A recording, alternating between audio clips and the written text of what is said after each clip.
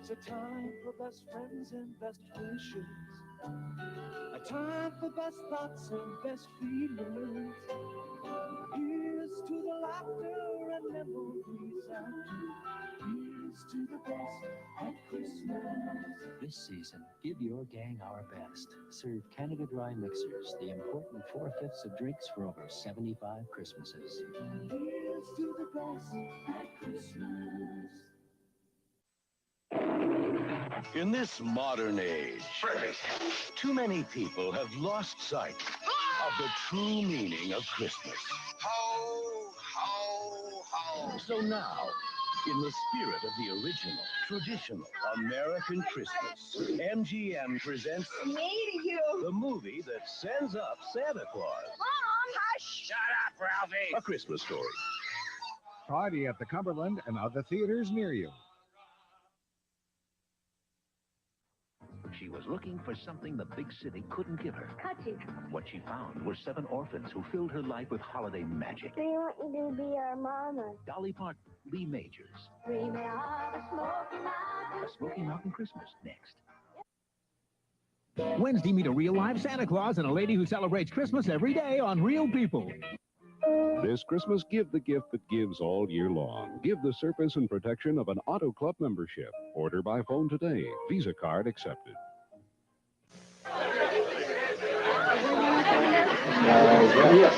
Okay, I'll have another one. Okay, listen, we'll have another round. Okay. Oh, jingle bell, jingle. Come on, John, the cat's here. See you guys next year. Merry Christmas. See you later and later. Listen, are you okay to drive? Ah, sure, I'm okay to drive.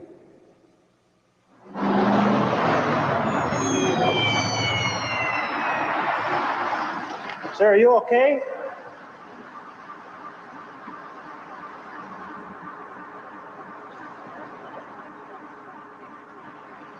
Are you okay? This holiday season, stay okay. Don't drink and drive. People can hardly wait to get through Christmas dinner when they know they're getting Baskin-Robbins ice cream cakes made especially for them for dessert. Baskin-Robbins, we've made your Christmas a piece of cake. Experience the spirit of Christmas at Bayfield Mall. Our 80 stores are brimming with wonderful Christmas ideas.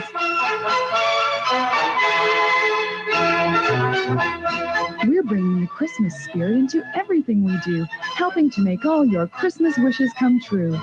Shop Bayfield Mall this holiday season and experience the spirit of Christmas.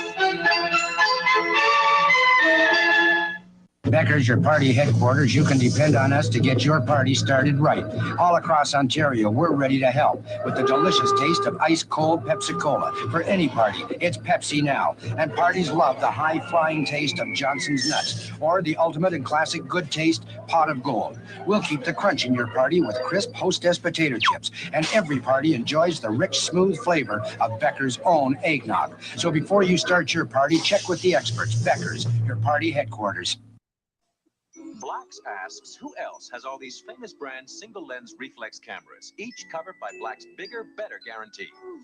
Who else sells each camera alone or as part of a unique value Christmas package with batteries, auto flash, 2 rolls of Black's color print film, and developing for 1 roll? Who else gets you ready to shoot on Christmas morning and gives great service all year round? Who else can give all this for so little? Ho, ho, ho! Black's is photography. You'll be smiling, Mom, Santa. You'll be laughing. Time to go. Bring back those memories that we share. You're looking good. Any way you look at it, Black's is photography. Look into Magnacon telescopes, lenses, and binoculars, exclusive to Black's. Top optical quality and special savings for a perfect view of Christmas. Black's is Christmas. Black's is photography.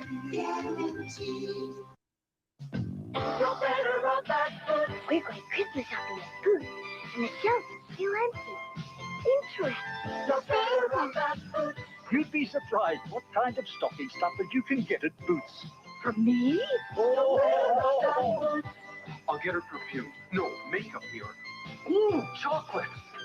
I'll send her a card. If you'd like your Christmas shopping to be a little merrier this year, You're better off at Boots. Ain't that?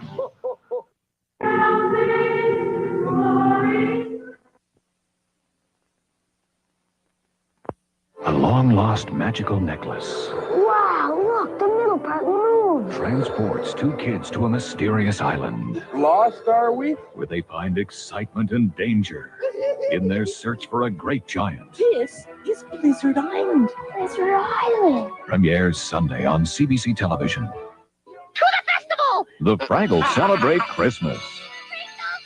A holiday special. The Bells of Fraggle Rock. Thursday night. Eric Mellon, Bob McEwen, Hannah Gartner, Sheila McVicker. The Fifth Estate tonight. The Muppets, the Sesame Street Gang, and the Fraggles. Enjoy a Muppet Christmas next Sunday. Then, You want to know something about me? Very private.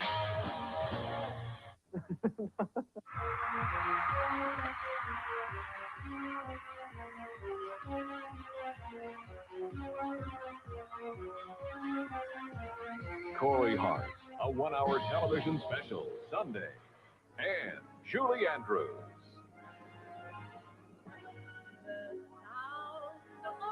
With her special guests, all part of a special Sunday.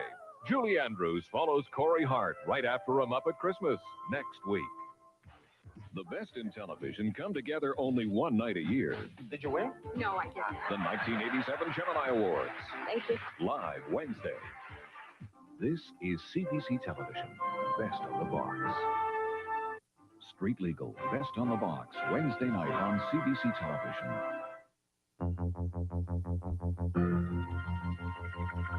Monday, December 7th. Tonight, on The National. Now it's final. There's a deal on the wording of the free trade agreement. Mr. Gorbachev goes to Washington. The summit with Ronald Reagan starts tomorrow. And on the Journal, America at the summit, preparing for a thaw. From Washington's chief arms advisor to opinions in the streets, the view inside America.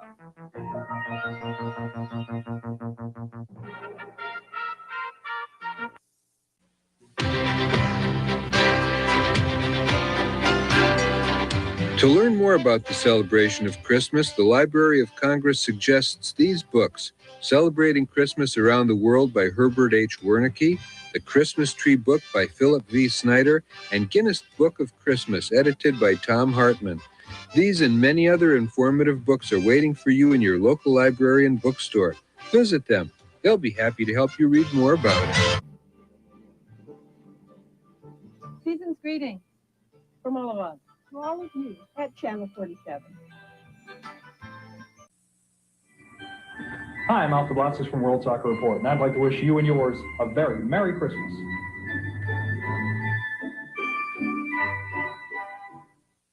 Come along for cartoon fun on the He-Man, She-Ra Christmas Special tomorrow at 5 here on CHCH TV 11. The new Christmas Lottery Tri-Pack has fun for everyone. For grown-ups, the Tri-Pack contains 1 Super Lotto, 1 Provincial, and 1 Bucko Ontario tickets. Lots of excitement, and maybe lots of money, too. And for kids at no extra cost with your Tri-Pack, an album of original Canadian Christmas music, especially for children. Because Christmas, as everybody knows, really is for children. This is Toronto Television, City TV, Channel 79, Cable 7.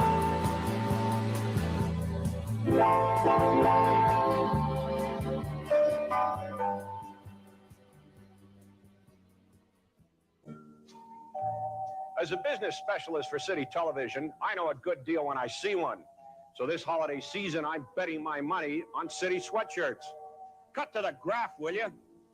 We spent a few bucks on research, and as you can see, the City sweatshirt defies inflation, blows it right out of the window. Believe me, it's a gift that won't cost you an arm and a leg. So remember that when you're clawing your way through the bustling crowds in the mall, when it's hot, when City people TV are Sweat, pushing only and shoving, $12 and at you're Stitches. frantic. And another thing.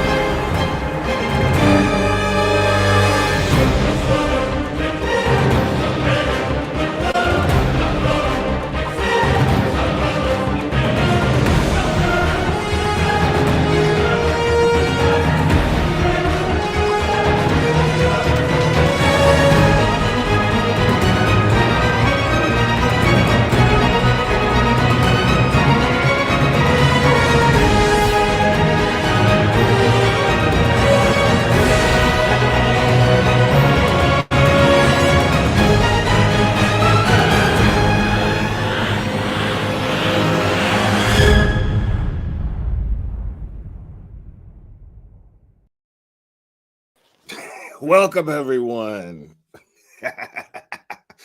Oh my God, I can't believe I got KJ Crystal Jewelry.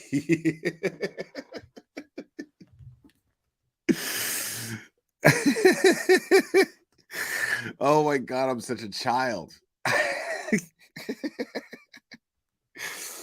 As old as these motherfuckers are, they still take a bath together, boy.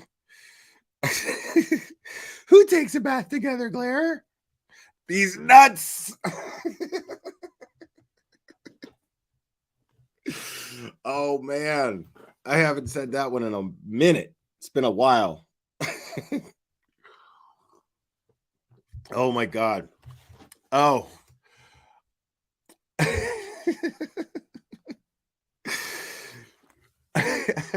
Give me a second to grow up here, folks.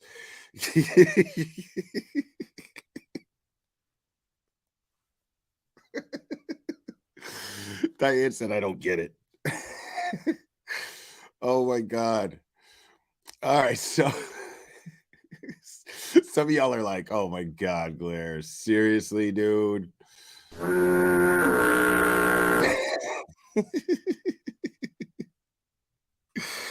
Oh my God. I love you too, Rotten Ralph. How are you? It's been a minute. It's good to see you.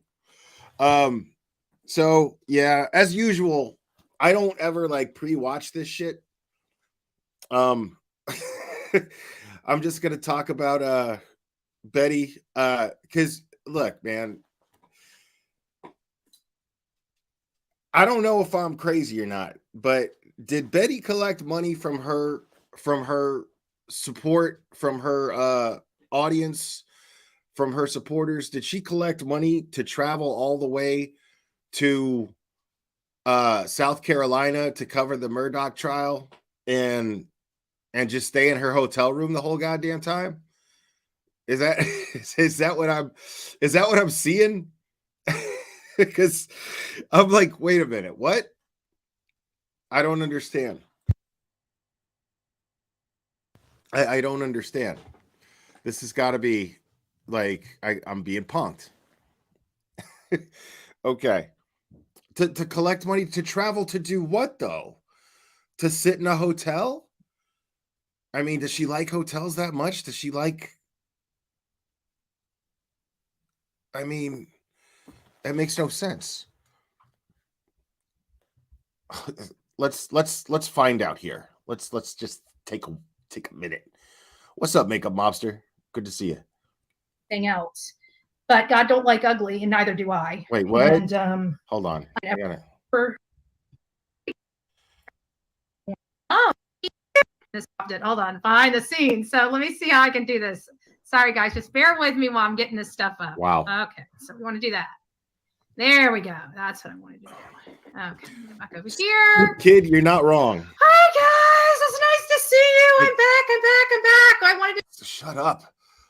Stoop Kid, you made a good point. You made a point that many of us have made many times, actually, because I don't please don't misunderstand. I don't at all feel bad for the people who give her money. Like how I understand to a certain degree. Like, I would see them as victims, you know, I would see them all as victims if she was actually good at convincing people that whatever she does is worth a shit. I would, I would see them as victims, but it's like, I mean, how do you not see exactly where your money's going? You see where your money's going every time. So I don't feel bad for these people. I I just simply don't. I wanted to make sure we were here. I didn't want to fight inside the room. I can tell you there's not a whole lot of people. There are a lot more law enforcement. I honestly believe, yes, my toes are so cold. Actually, as a matter of fact, I need to thaw my feet. Oh, already complaining. I mean, I wonder what the record is. Like, what's the longest that she's ever gone when starting a stream, the first stream when she travels out of town on her supporters' dime? What's the record? I gotta know. I'm gonna go through this one of these days. I'm gonna go through each video where it's the first time she streams once she gets to where she's going. And I want to see how the longest which one is the longest frame of time that it took before she started complaining. oh, my poor little tips of my toes are numb. They're absolutely numb. I'm gonna turn the heat on. Oh, they're numb. I can't even feel them. I want to get them into something warm. Wow. Got these. Oh, I need to put the thicker socks on. I don't know. I think it was Miss Margaret. I don't know who bought me these. It's really not even colder much at all in South Carolina than it is in Tennessee. And like I walked to the gym today. Like, it's part of my cardio, right? 2 miles, 4 miles round trip. And I get my head in the right space. It's great. But the thing is like, it was cold as fuck. I'm not gonna lie. Like, but I didn't wear what I'm wearing now at all. I didn't wear a hoodie. I just wore a t-shirt and some joggers, and carried my gym bag. That's all I did. And like, there were moments where I was just like, okay, whoo, because like, if I walk past a mountain ridge, there's it's blocking the sun and it's windy. But I like the cold. It's actually really good for your muscles when you, like, before and after you work out, to be in the cold. So that's why I didn't bundle up. But I mean, at no point was I like, oh my God, my toes are numb. I didn't walk into the gym going, oh my God. I didn't do that. I mean, well, I mean, in all fairness, I did walk, like, it was like 10:30 in the morning. And so it was like in the 30s. But I mean, it's just, the whole thing is like, what makes you think anybody wants to hear you complain is my overall point. Like, I'm the guy that rolls his eyes when somebody walks into an establishment that experienced the exact same weather as everyone else, and they're like, holy fuck, man, it's cold. Fuck. That's bullshit out there. I'm like, yeah, we all know. We all just came from out there. We all know. Like, just get warm. Shut up. I think 2 people bought me these. You guys remember? Oh, I'm hitting the wrong one. There it is. This was on my wish list, I think, from last year. And somebody bought these. These were the best things. You guys have no earthly idea. Like, I wear these things everywhere. I wear these things because they're so long. And, oh, sorry, I'm going the wrong way. They're so long and they're thick. They're thick. JLR is so scared of people knowing him and Magnolia are dating. It's just unbelievable to me. What? I can't. She sat in the car. He barely even looked at me. This just took a hard Because left guys have turn. no earthly idea. Like, I wear these things everywhere. I wear these things because they're so long. And oh, sorry, I'm going the wrong way. They're so long and they're thick. They're thick. JLR is so scared of people knowing him and Magnolia are dating. It's just unbelievable to me. Wow. I can't. She sat in the car. He barely even looked at me. It was like, this is a man that I used to partner with and traveled all over the country with for 2 solid years. Won't even look in my direction. Pretty crappy, right? I mean, I don't know, like, Betty, I seem to remember things a certain way because I covered when you guys would travel together, and you guys didn't travel together all that often. As far as I know, it was maybe 3 trips that you guys took together. That I'm aware of, that I know of. 3 trips, give or take. That's just off the top of my head. But well, right, Makeup Monster. I mean, who cares who Magnolia is? Oh my god. Oh my god, Team Brittany, no.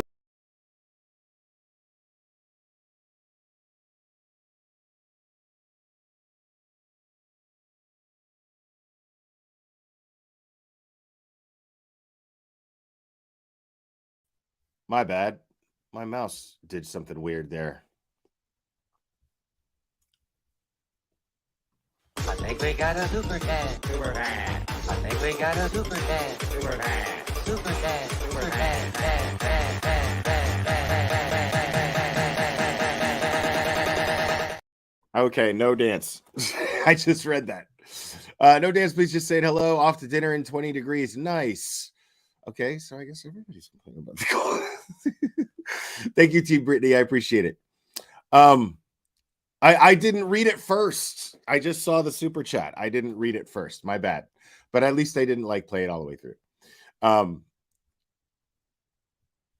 Caillou will talk to her. I know. It's so fucking bizarre. This is so funny to me. And I mean, you see how she just talks down. She talks down to like everyone. It's very, very bizarre. Like, he barely even looked at me. It was like, this is a man that I used to partner with and traveled all over the country with for 2 solid years. Won't even look in my direction. Pretty crappy, right? He's just turned out to be such a disappointment. And I'm just really disappointed. I'm really he turned out to be such a disappointment. I'm really disappointed in him. Like, who are you? I mean, who are you? Why not just say I'm bitter? I'm bitter because he won't talk to me. This is, I mean, it's no wonder that you and this fucking dipshit are hitting it off so much right now. Because, I mean, it's the same thing. This dude is having a fucking meltdown on YouTube that's been lasting over a week, who can't stop talking about me, can't stop talking about my dick, and spends 6 to 8 hours to 10 hours doing it every fucking night. And it's all because this dude decided to fuck off from YouTube. And I was just like, yeah, all right, well, you fuck off too. And that's all it was. That's all it boils down to. And then people stew about this shit. Like, me, I'm the kind of guy that when I realize that somebody doesn't want anything to fucking do with me anymore, or they set certain boundaries and they're saying, well, I'm cool with this much, but not this much. You know what I mean? Like, I get the hint. I can read the room. You know what I mean? Like, I could get the hint. And the thing is anybody who's been covering Betty for a long time and JLR knows that JLR has been standoffish from the get. Like, I've always made jokes about this. Like, there's footage the footage that when MGL was streaming from the bed and breakfast or the Airbnb in Rogersville, like like JLR was standing there, but he was freaked out by the company that he was in. It was just really bizarre. He was just standing there and he was just kind of frozen socially, while everyone else was, and then MGL put him on the spot for 1 second and he was just kind of like, I don't know. Like, he is freaked out, which is really funny to me because the dude puts off his own fucking sick vibe, right? He puts off his own strange weirdo vibe, himself. Yet he is absolutely freaked out by the vibe that BHB puts out. Because I can only imagine what it's like in person. I can only imagine what her energy is like in person. I mean, mystified me, right? I can't blame him for it either. I honestly can't. Because the thing is JLR is self-aware. He's a douchebag, but he knows what makes him a douchebag. He's perfectly aware. Deets on the Streets proved it. She played an interview with him where he was straight up talking about back when he was trolling the fucking Democratic National Convention and the Republican National Convention. He was trolling them both. And he was basically explaining like, yeah, I'll do whatever antics, bullshit, crazy shit I got to do to get camera time, to get put on camera. And Betty always tried to emulate this. She's her I guess what's the word I'm looking for? Business model, for lack of a better term, is modeled after him. Like, it's modeled after him and everything that he does. And he has publicly said these things.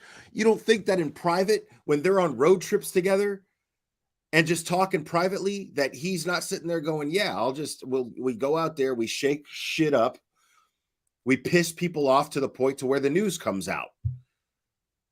And MGL had the same idea. That's exactly what MGL did. MGL saw people standing out there on the Laundry's property. I know it's pronounced laundry, but I like to say laundry. She was standing out. She saw people standing out there and then took a road trip out there, drove out there and jumped all over the opportunity. I remember covering it, going, oh my God, look at this lady. Jumping around, going crazy, making sure she was the loudest one, which is where she ended up meeting BHB and JLR because she saw opportunity to jump around there and act like a fucking goddamn fool and be the loudest one.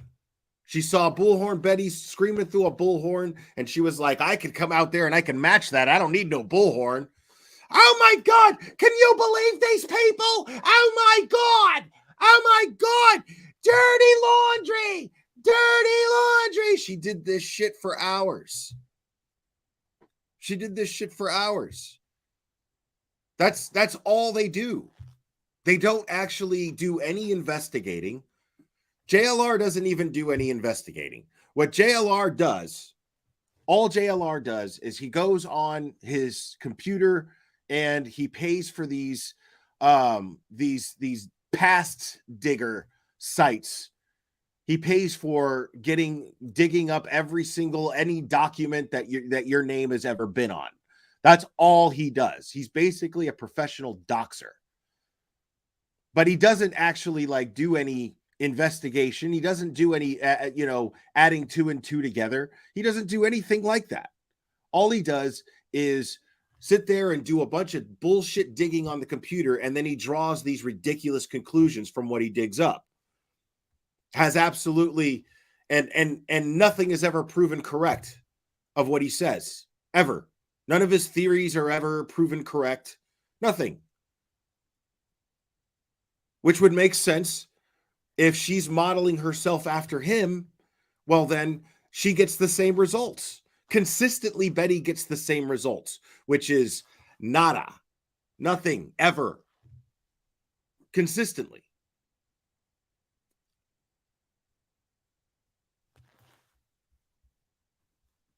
disappointed in him.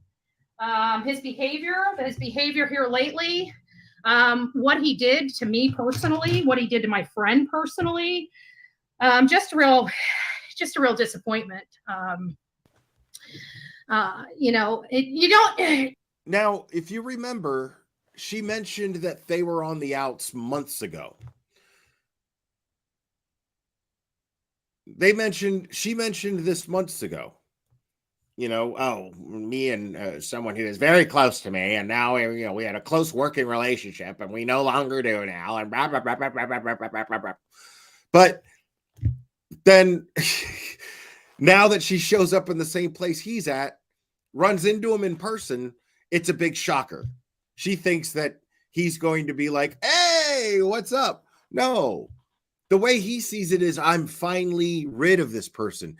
Being associated with her has been nothing but a bad look for my channel.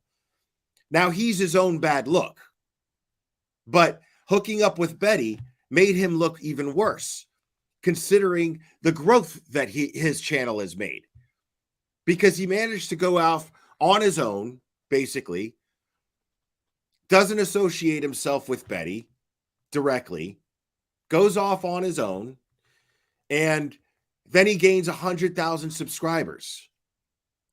And he wants to be taken seriously as a journalist. The problem is he lacks self-awareness. He does lack self-awareness, but he lacks self-awareness in the sense that he actually prides himself as a journalist. He actually thinks that he does investigating by being able to look up a site where you can dig up people's documents by just typing in their name if you pay them a certain amount of money every month. Any asshole can do that.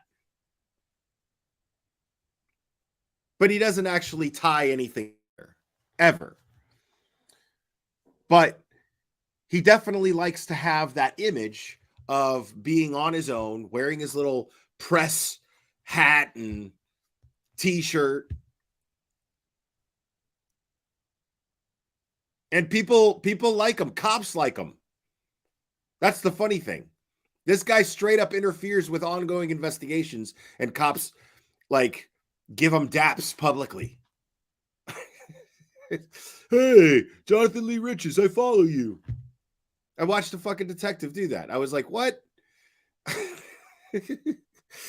was like, that's good to know that detectives don't actually care about getting justice for the victims that's nice. And we're seeing more and more of that. I don't think that that's the case with every detective, but considering that interaction with Jonathan Lee Riches and everything that's going on with the John O'Keefe case, then it's pretty obvious that cops can absolutely just be like, yeah, I did play it.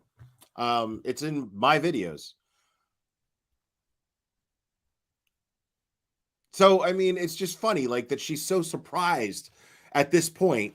She's so fucking surprised that Jonathan Lee Riches is keeping his distance from her. I mean, once it's been severed, once that relationship has verbally or in writing been established, that separation, okay, look, you go your way, I go mine, you know, like you're a bad look for my channel, you know, like, but now she thinks that she's going to get a different result. Like, he's going to like throw his arms open and give her a big hug like they're best buddies, but he's never acted like he was her best buddy, at least not in public. Maybe he led her on to believe that they were closer in private. And I don't mean, I'm not insinuating anything sexual or anything. I'm just saying maybe he, you know, to avoid confrontation would answer her texts and respond in a somewhat professional manner and so on and so forth. But right, Perry, that's what I would call it. Ride share. They would just ride share. I mean, that's what I would call it. Yeah, that's a good question too, Makeup Mobster. When is Olivia Chronicles of Oblivion gonna ditch her? He grew, and I'm proud of him for growing. I am proud of him for growing. But to stab two of your best friends in the back in order to do it. Wait. You know? How did he stab his best friends in the back? And I'm assuming she's referring to herself and Oblivia. How did he stab you in the back? Now, I don't even fucking like JLR. Like, personally, I dislike him more than I dislike Betty. And the thing is I don't even know Betty well enough to actually dislike her. I dislike what she does, but I don't fucking know her. You know what I mean? Who knows? Maybe if I met her in person the way that Bash, the Tragedy Pimps, did, maybe I'd have a positive impression of her. Who knows? I doubt it, but that's possible.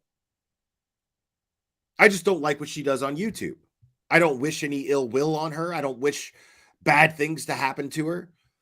I mean, I would like her to be stopped when she does something that is absolutely counterproductive to an ongoing investigation. Yes, absolutely. But that doesn't mean that I want that those are coming from places of hatred where I'm just like, oh, I hope she gets hers. I'm never that guy who's like, I hope she gets hers. Ooh, karma's a bitch, Betty. It's coming. I'm never that guy. You know? I don't give a shit enough about her to wish harm. That takes energy, man. Some people just aren't worth my energy. And JLR has merited this from me, and I still don't give it to him. You know? Like, but I see where JLR's coming from. You know what I mean? Like, I see where he's coming from when it comes to her. He's trying to grow his channel. He's trying to be responsible and get past the image that is looming over him of somebody who has done nothing but troll political conventions and troll the public by speaking highly of mass shooters. And he's trying to shed the image of someone who has been to prison for fraud. And while he was in prison, filing frivolous lawsuits one after the other for the sake of just creating publicity. He's trying to get past that. He's trying to actually make a name for himself, but legit.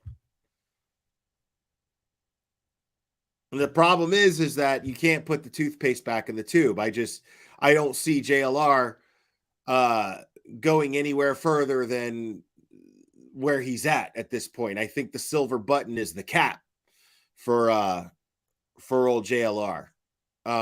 Because unless he ends up going to journalist school and then taking his game to another level, but if this is all he does, this is all he's going to get.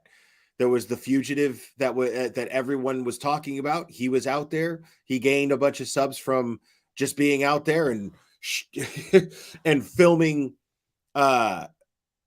police cars and barriers and barricades. I mean,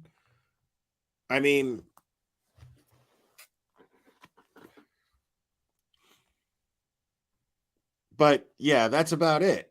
But the thing is JLR never had to stab Betty or Oblivia in the back to do that. How is going and traveling to an area where there is a fugitive on the loose, how is that stabbing you in the back in any way, shape, or form? How is going after his own content, his own way, on his own, stabbing you in the back? It's not his fault that you're codependent, Betty. It's not his fault at all. Manoodles, welcome, new member. Welcome to Logic. Appreciate you being here.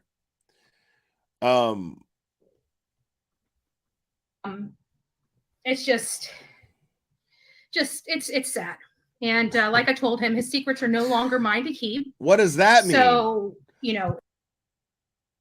what does that mean? You see how vindictive she is? Like, and her logic, her rationality behind this, as we heard on that bullshit interview, and we've heard her say in heated drama streams that she does, that, you know, someone's anonymity and someone's secrets, they're only as good as whether or not you're on her good side. I mean, that right there is just a sheer lack of integrity. Taking things that someone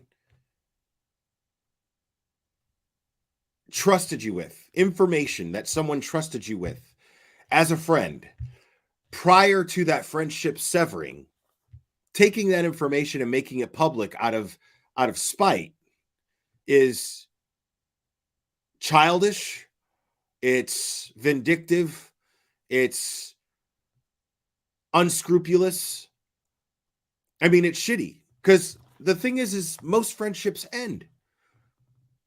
Most of us only have 2, 3, 4, maybe really good friends, tight homies that are through thick and thin.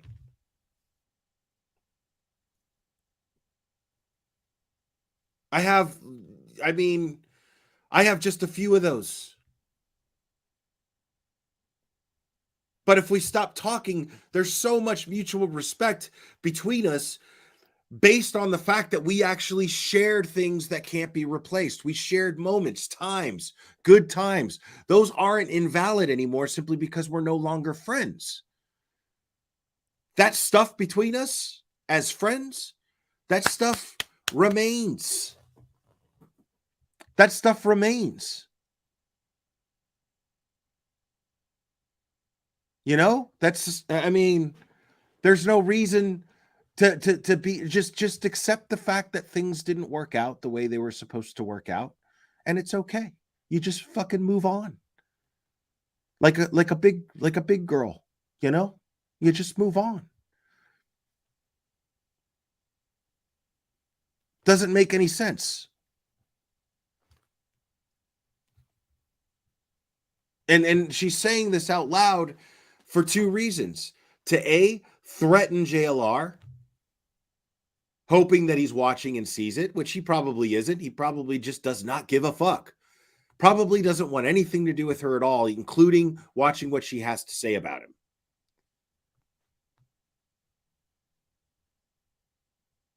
So now, so the other reason for doing it would be to justify doing something shitty. That's what she's doing. She's trying to justify. Well, now since he fucked me over, his secrets are no longer mine to keep. And then some people that are just idiots are going to listen to that and go, yeah, Benny, you're right. Good for you. Good for you. JLR doesn't owe her anything. Nobody owes her anything. If anything, she owes JLR. Dude, you think, come on, dude, people. Is anyone here really stupid enough to think that JLR was not the brains behind that initial lawsuit that Betty filed against Queen Bee? Are you kidding me? That shit stinks of JLR. Now, I don't know this for a fact. I don't have proof of it. But I mean, if you've got a brain that can add, that could see apples in a basket, see an empty basket, and be able to count how many apples are going to be in each basket after you put certain ones in there, then you can absolutely see that JLR was absolutely the brains behind that. Now, it's possible that she plagiarized one of his lawsuits. She probably looked it up, maybe, looked into it, and just emulated her lawsuit after the stuff that he's done. But I'm pretty sure he coached her through them. I'm pretty sure he coached her through the thing with Crude AF, and I'm pretty sure he coached her through the Queen Bee thing. Either that, or he at least provided her with these lawsuits and been like, just do what I did here. This is how you word the shit.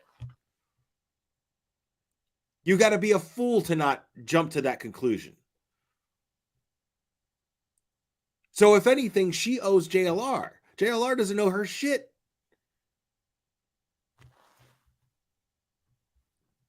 If you guys haven't noticed, there for the last few months, things have gotten really, really toxic between Jonathan, JLR, and myself. So we don't work together. We don't talk. We don't communicate. She just said the last few months, things have been really toxic between JLR and myself. She just said that. So why is she so fucking shocked that she rolled up on him and he ignored her? Like, I mean, sounds like JLR knows how to how to remove toxicity from his life and keep it out when he's not creating toxicity himself, but still understands the concept of this person has been toxic for me and I'm going to get them out of my life. I mean, it's not a difficult thing to do. I'm notorious for it. It's very easy for me. It's very easy for me to just draw a line and set boundaries and be like, you know what? Either I'll cut myself off from that person altogether, or I'll limit my interaction with them so that I'm not put in a position again to be let down, to be disappointed. So I'll limit my interaction with them so that the chances of me being in a position to be disappointed by this person again are extremely limited. That's what I'll always do. Any healthy person would do that. Any person that prides themselves on managing their mental health in a productive manner is perfectly capable of doing this and puts this method in practice.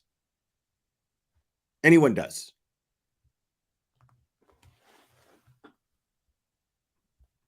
Communicate. We have nothing to do with one another at all. And this is a person I've known for 4 years and worked side by side with him. Avocation and everything else. But God don't like ugly, and neither do I. And I'm not going to go into anything just yet about what happened. Translation. I'm going to hold on. I'm going to sit on my secrets until I can weaponize JLR secrets, and they'll benefit me in some way. But I will say I'm highly disappointed and ashamed of him. I'm absolutely utterly disgusted. What are you, his mom? And I've kept it under wraps. He's for, older like than I said, you. several months. But after today's behavior, nah, you don't even get that from me. You don't get swept under the rug. You don't get that. So it is what it is. I do anticipate more stuff coming at me because now JLR, the biggest troll on YouTube, will probably be trying to do some damage to Bullhorn Betty, which he's been doing behind the scenes for the last 9 months. So I can't be. How's he been trying to do damage? I see this guy traveling all over the goddamn place. I mean, talking out of his ass, mind you, but still he's traveling all over the goddamn place. Like, how is this about you? That doesn't even make sense. I see what he's doing. Everything the guy does is public as fuck. And if he keeps his personal relationship with his girlfriend private, then that's his personal relationship with his girlfriend that he wants to keep private. He has every right to do that.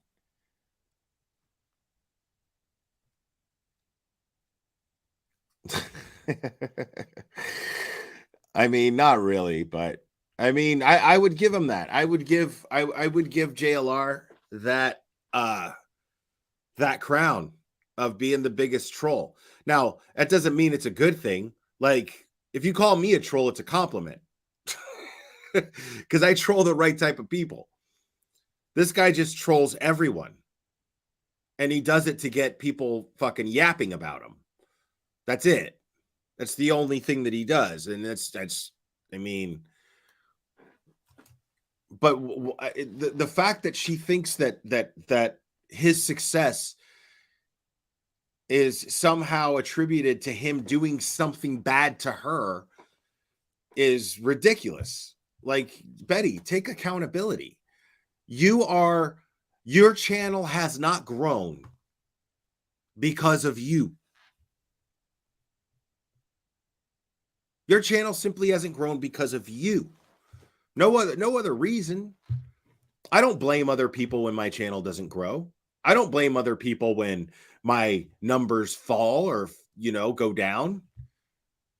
I mean, it's totally on me. What I end up doing is going, okay, well, what do I need to do differently? Every time that my channel has grown, it was as a result of a conscious effort. Make no mistake about that. It's never by accident. It's never by accident.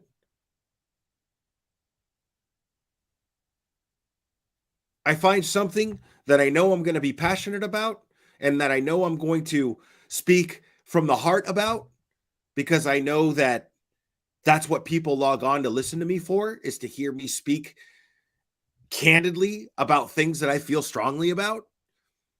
And so I find that next thing and then I talk about it.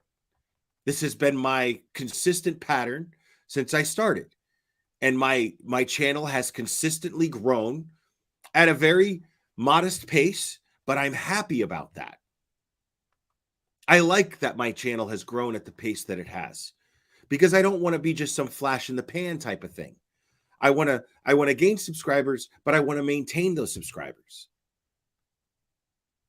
I want to be something that grows on you, and you guys be something that grows on me, to where we constantly have a give take thing. We have a relationship that we can all grow from, a dynamic that we can all benefit from. That is what I always look for. Simple. I mean, it's not that hard. And if you do that and stay true to yourself, your channel will grow. It'll grow. I mean, it's just the way that is.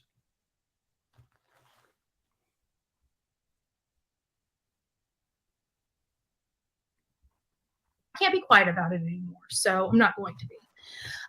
We're going to go ahead and start getting ready and gearing up to watch Alec Murdaugh and his trial, or not trial. I keep saying trial. It's his sentencing. It's, and I don't really know what to expect here at this sentencing either, because to be honest with you,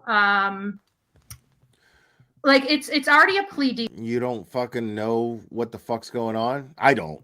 Honestly, I stopped paying attention to Alec Murdaugh like a while ago. I stopped paying attention. I don't give a shit, if I'm being honest. Deal. I don't know if they're going to have victim impact statements or if they've already had them. Are you in a hotel? Of course. So where else would I be? Why would you? Are you in a hotel? Of course. Where else would I be? At the courthouse, where JLR is, where you ran into JLR, and then you, I guess, had a temper tantrum and was like, "I'm going to cover this from my hotel," which you could have just done exactly that from your house, like tons of other YouTubers are doing, from wherever comfort they normally stream from. Why would you go to a hotel? Why would you travel all the way out there to the location of this sentencing just to sit in a hotel room the entire time? It makes no sense.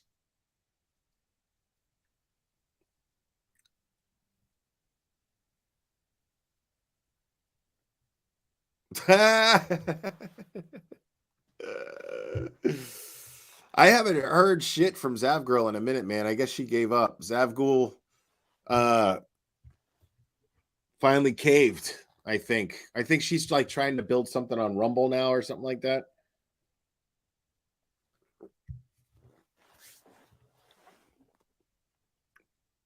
But yeah, what is, I mean, you're traveling there and you didn't think to educate yourself, like listen to it, turn on YouTube on the drive up there, put on Court TV or Law and Crime or whatever. I mean, you didn't think to do that, to educate yourself so you can, cover the case for your audience. I mean, what are you doing? Does it not look like a hotel? Kind of looks like a hotel to me. I'm a slob. I'm such a slob. What's this? Such a dirty birdie. Aw. She's having a misery moment. Kathy Bates misery moment. See, and people say that I don't like other people or whatever, right? And this is Lady MAGA. I don't know if you guys know who Lady MAGA is. There's a Venmo account. She is a we don't care. She's transitioned. She's gorgeous. She's tall. She is why did she have to be so careful in how she worded that? She's a trans woman. She's a trans woman. Like, it's 2023. It's okay to say that. You don't have to say it like it's taboo. She's transition. I mean, like, she's a trans woman. So what? And why does that even matter? Gives a fuck if she's a trans woman. I mean, it doesn't make any sense that she had to point that out. For what? What was the purpose of that?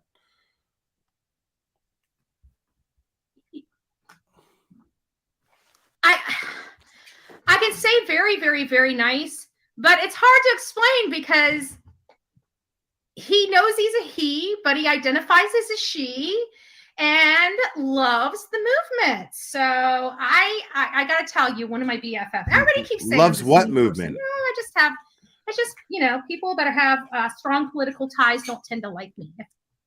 You just described every transgender person on the planet, Betty.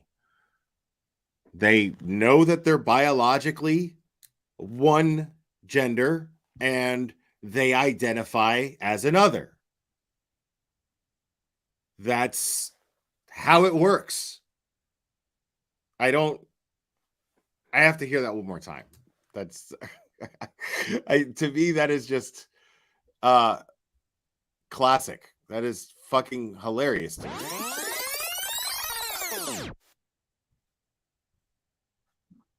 Is I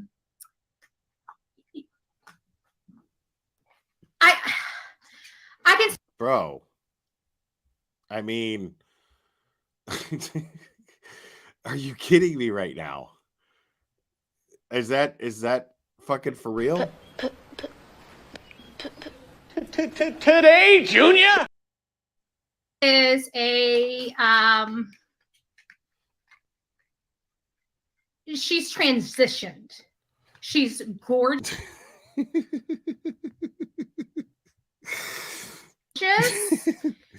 She's tall. She is I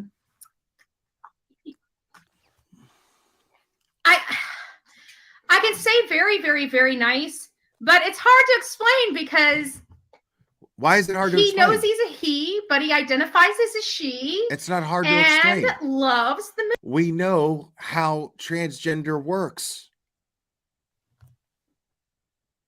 Biologically one gender, identifies as another, lives their life. Simple. Easy.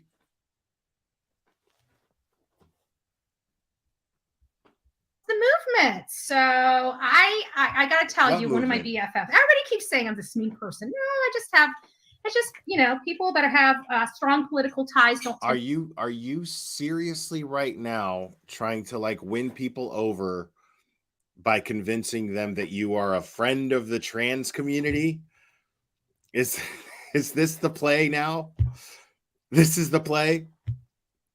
I support the trans community because I have a friend who's trans. I mean,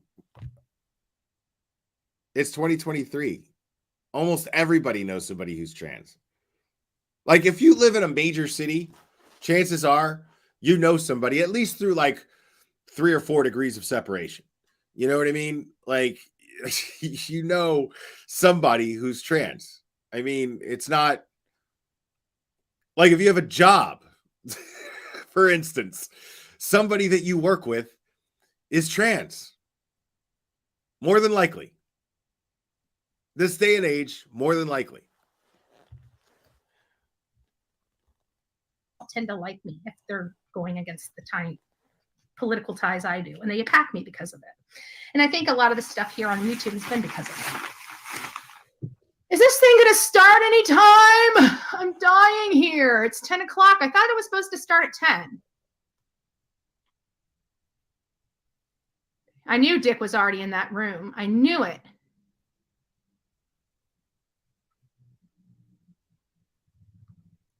And like you see, and we did go over, because to be honest with you, as you saw next door, there was a building, the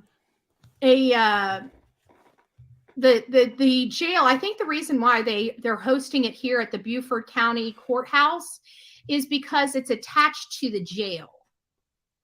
You know what I'm saying? It's attached to the jail, so they only have to walk them over. It's very confidential. You guys are, I need to eat something. I'm getting hungry. Have you guys ever eaten these Tom's hot fries? Oh my God, dude. I'm a Tom's hot fries type of girl, but I have to be honest with you. I think they modified their recipe. I don't know why. Well, Probably it to might have save been because I costs. had Fritos. Because now they taste normal. I ate Fritos yesterday. The same reason Coca-Cola modified their recipe, to save costs. That's how business works. To save costs.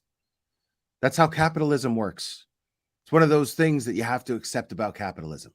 If you're a capitalist, you have to accept the fact that they're going to cut costs. If it's cheaper to pay for labor, to pay for labor in Thailand, then corporations are going to have their factories in Thailand. If it's cheaper to use high fructose corn syrup rather than sugar, they're going to go with high fructose corn syrup. Now, whatever Tom's Fries did, I don't know. I used to like the handicap hot fries. They're the same fucking thing. They're the same thing. I mean, but I mean, the fact that you're like sitting there munching away with your mic on and stuffing your face on a live stream and then wonder why your channel isn't growing. I mean,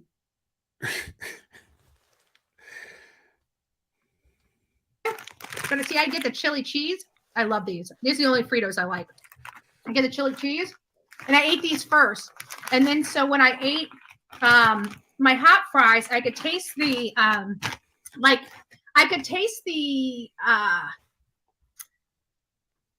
celery, like the celery seasoning. I could taste it on it. It was like overwhelming. There's Creighton Waters just walking out. I know chili cheese is so good. So stinking good. wow. Riveting content. I haven't seen those in years, but they're, I know. This is what I don't understand. Like, when any store that I go to that sells Tom's hot fries, they're sold out like crazy.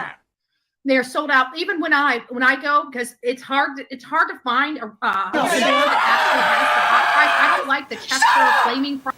Oh my God, I don't care. Fries or anything. It's got to be Tom's hot fries. There's something about it because I'm not just a hot, like a heat where your mouth is on fire. I'm one of those people that like the flavorful heat. So I don't mind heat as long as it's flavorful. I mean, my mouth can be burning on fire as long as it tastes good, right? So this is a flavorful heat. I just feel like that the Chester flaming fries. Oh, thanks, Mike. Appreciate it. It's so hot that it's hard to even taste the flavor because your mouth is on fire. I don't like that. These have a good balance of seasoning and heat, and that's what I like.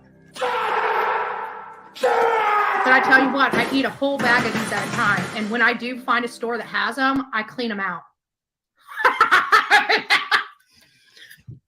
All right, for all those people out there. So let me get this straight. This is your Tom's hot. So let me get this straight, Betty. So you basically Elaine Bennett's the Tom's Hot Fries. Whenever you show up, you go all over town, you see them, and you fucking just buy all of them and deprive everyone of the pleasure of Tom's Hot Fries. Because you just have to have them all. You just can't let anybody else have any happiness. Like, she's Elaine Bennis, bro. Like with the sponge. Exactly. Rebecca Cross gets it. Yeah. She got the reference. She's like the sponge. Like Elaine had the sponge all up in her fucking closet.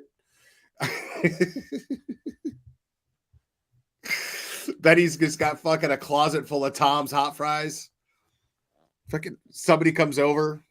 Oh my God, it's you! You're the one who takes all the Tom's Hot Fries. Just sits there, wakes up with fucking chocolate all over her ass and fucking Tom's fries sticking out of her fucking starfish. Just passed out on a fucking Tom Fries fucking chocolate coma. Hot fry commercial. I am Bullhorn Betty, and I'm going to tell you that on my trips across this country, it is full of Tom's Hot Fries. Now, Tom's, I expect you to hit up my Cash App, please. Tom's Hot Fries, hit up my Cash App, please. You just got $20 worth of new purchases.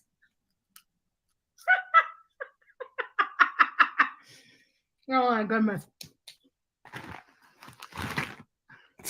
So we're out here, and I want to talk to you. So when this whole hearing and stuff is over, y'all stay to the end because we're gonna have some conversations. You and I were all gonna have kind of a round table. I can't open up the phones. What's up, Simply? So far, my internet has been working spectacularly here on StreamYard. Has it been? I guess I should ask you guys that first. I should probably ask you guys that first. God, that's so Has everything obnoxious. been smooth running so far?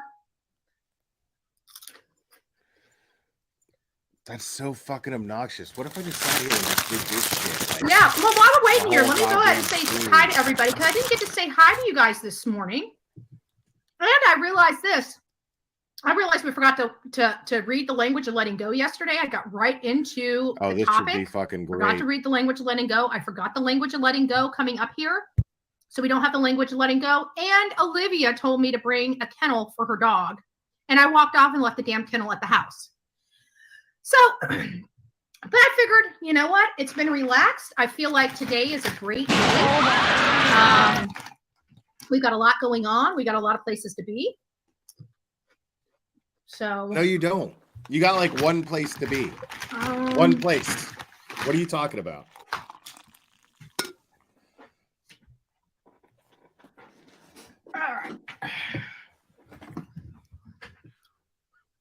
All right, you guys are gonna watch. We're gonna put this on the big screen so you guys can see everything.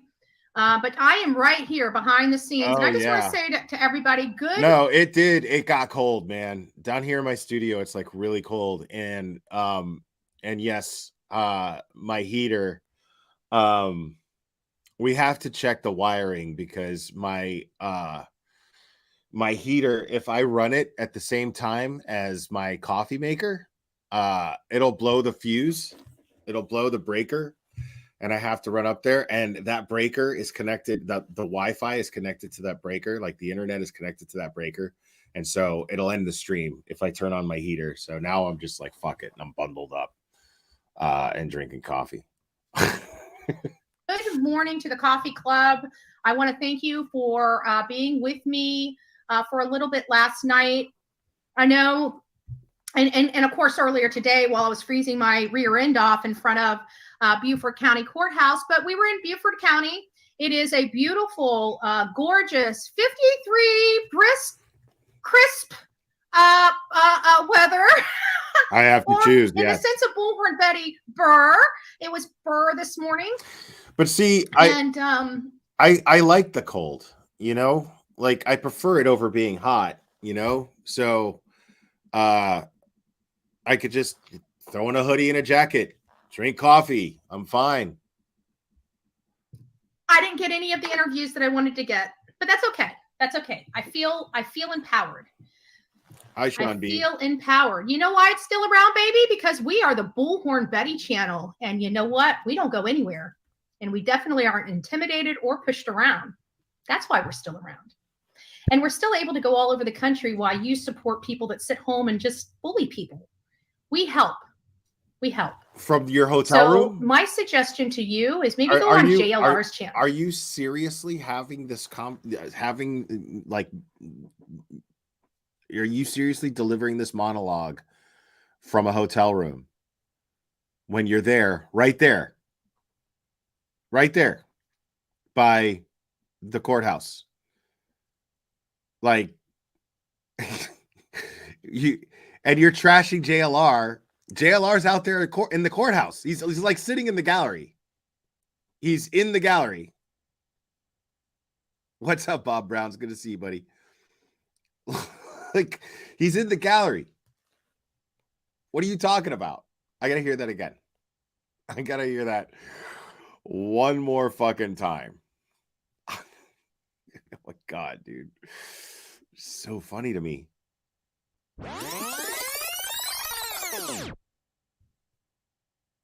I didn't get any of the interviews that I wanted to get, but that's okay. No that's shit, okay. you didn't get any of the interviews you wanted to get. I feel empowered. You know You why? never get interviews. You never get interviews. Still around, baby, because we are the Bullhorn Betty channel. And you know what? We don't go anywhere. And we definitely aren't intimidated or pushed around. That's why we're still around. And we're still able to go all over the country while you support people that sit home and just bully people. We help. As opposed to sitting in a hotel room when you're probably a mile away from the courthouse. What? We help. So my suggestion to you is maybe go on JLR's channel, right? Go on JLR's channel with all that hate. Nobody wants it over here. I heard he's a big deal now. I need to stop. Yeah, you do. Like, JLR doesn't even talk about her. He doesn't even talk about her.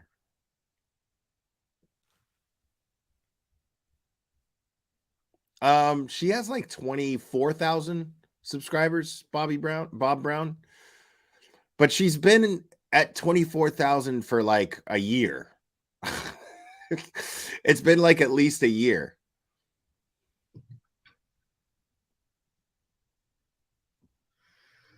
Oh, don't. Oh, I love pineapple juice. She's very I love pineapple juice. You know what? I've got to tell you something. This is really, really bad. This is really, really bad. You guys wouldn't be surprised, but this really is bad. And and you said pineapple. I used to have, I don't know if you know, like Racetrack, they have those construction cups. That's a good you know which ones I'm talking about? Janelle Webb. Oh, great. Well, then I can answer that. Because that's a common question. People are like, how does this person have 24,000 subscribers? How is that even possible? Well, that's what happens. Is people love a train wreck. That's all it is. People love a train wreck. She like built herself up to be someone who I'm Bullhorn Betty and I'm not going to take it and you can't get rid of me. She basically, what she did, this is for you turtle riders in here. Basically what she did is tried to sell herself as what Turtle Boy actually is. Okay?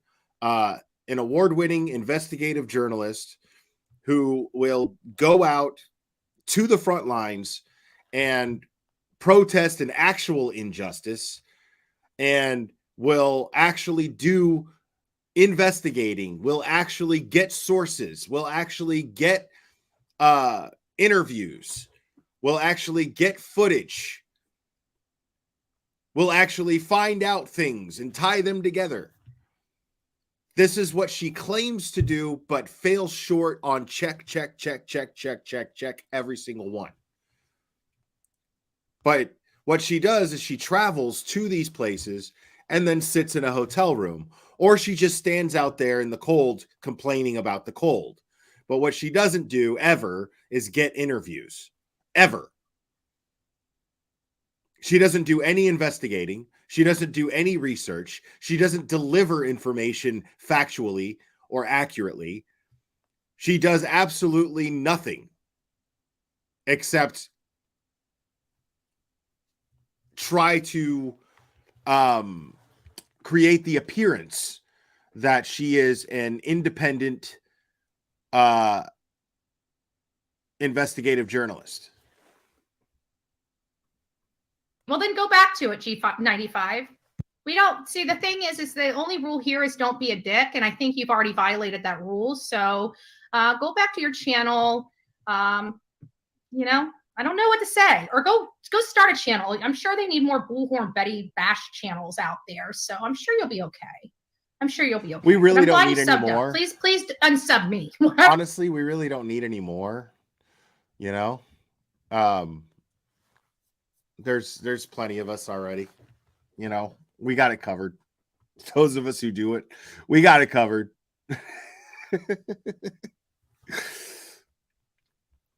Whatever you do, just don't sub me. And I'll stop reviewing her, dude. I've said it before. I'll say it again.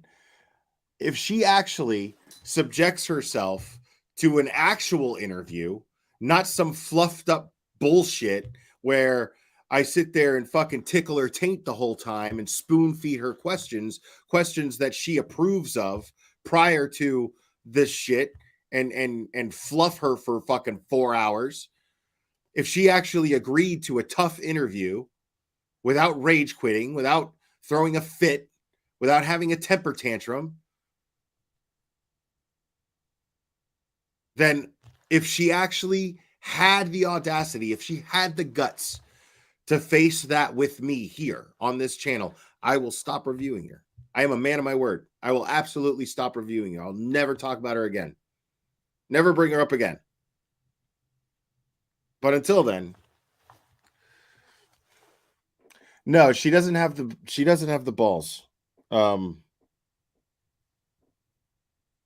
Brown. She doesn't, that's the thing is Betty's way of thinking is fascinating.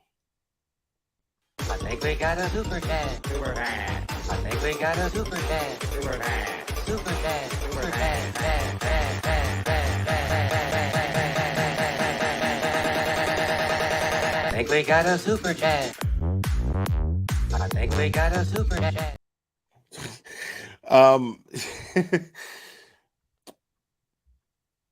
Thank you, C Bean. You nailed it, Will. TB legit, BHB fraud. Right, exactly. And people keep saying, and if you notice, it's always the stupidest fucking idiots on YouTube that say that they're the same thing, that they're the same people. All you have to do really is just look at the people who compare the two of them and say that they're the same thing. All you have to do is just listen to the bullshit and look into them and listen to the bullshit that they spew out, and they never cover crime cases accurately. They never do anything worth a shit.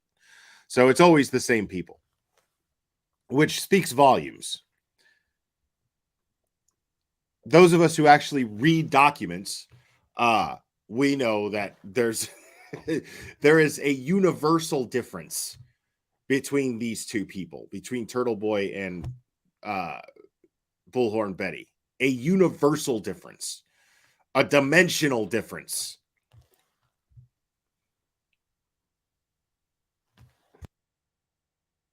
Now,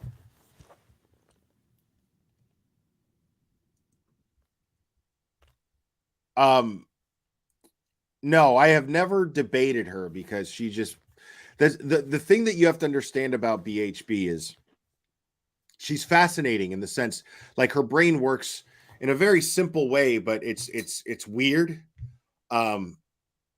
So it's a little complicated in that sense, but it's interesting because the way her brain works is she won't debate me because she knows that I will absolutely prove to her, not to anybody else. No offense, chat, but fuck the chat if I'm interviewing her, right?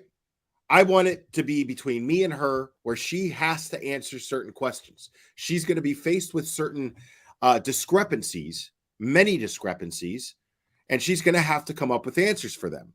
Knowing this, she will avoid talking with me at all costs. Dolly actually had the guts to do it once, and he was laid to shame. But I give him the respect that he actually did it once. You know, he actually let me on his panel one time and tried to answer questions that I imposed on him, but he just looked exactly as stupid as I thought he would, as he inevitably would, as she inevitably would if I were to face her with the right questions, the kind of questions that you guys want to hear her faced with. But she knows. So it's like she's aware. The way her brain works is like she's aware of the fact that she's full of shit, but her energy is more focused on running away from the fact that she's full of shit and convincing herself that she's not full of shit. That's what she does. She spends a lot of her time and energy convincing herself that she's not as full of shit as she is.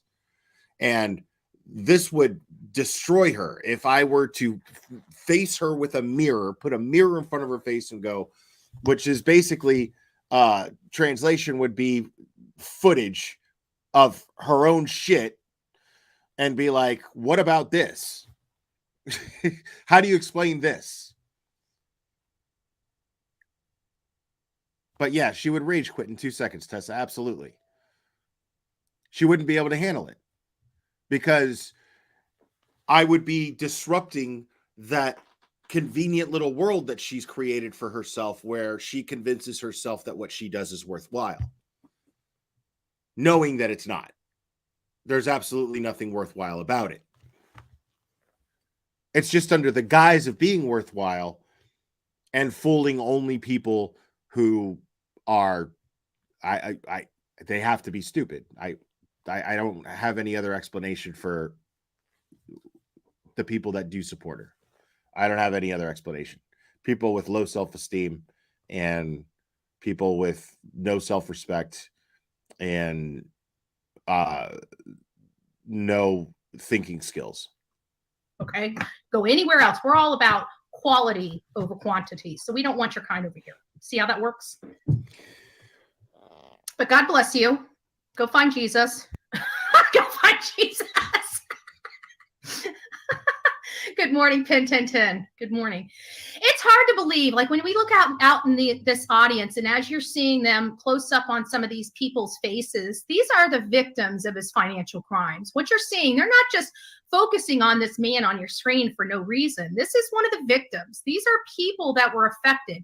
You see Gloria Satterfield's son right behind her with the glasses. Both of her sons are in the courthouse today, along with many of the other victims. We see the attorneys there. There's Dick.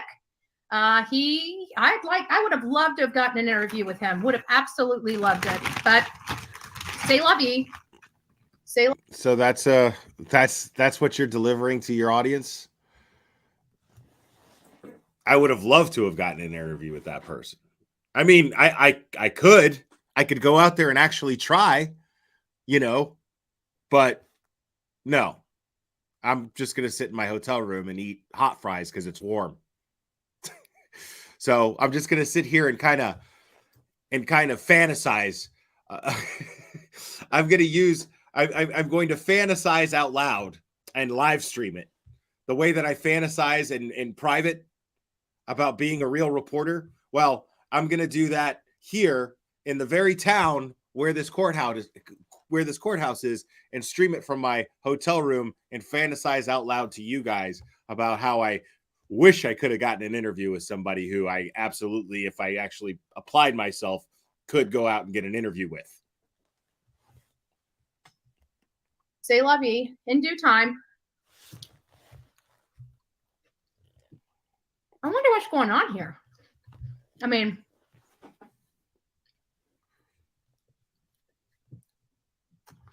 I wish we could hear what it would be to be a fly on the wall in that room, right? Not really. I mean, they're just getting shit ready. Guys, I mean, to be honest with you, I have to be honest. I like Dick. I mean, to be honest with you, if I needed an attorney, I like Dick. Guys, I mean, to be honest with you, I have to be honest.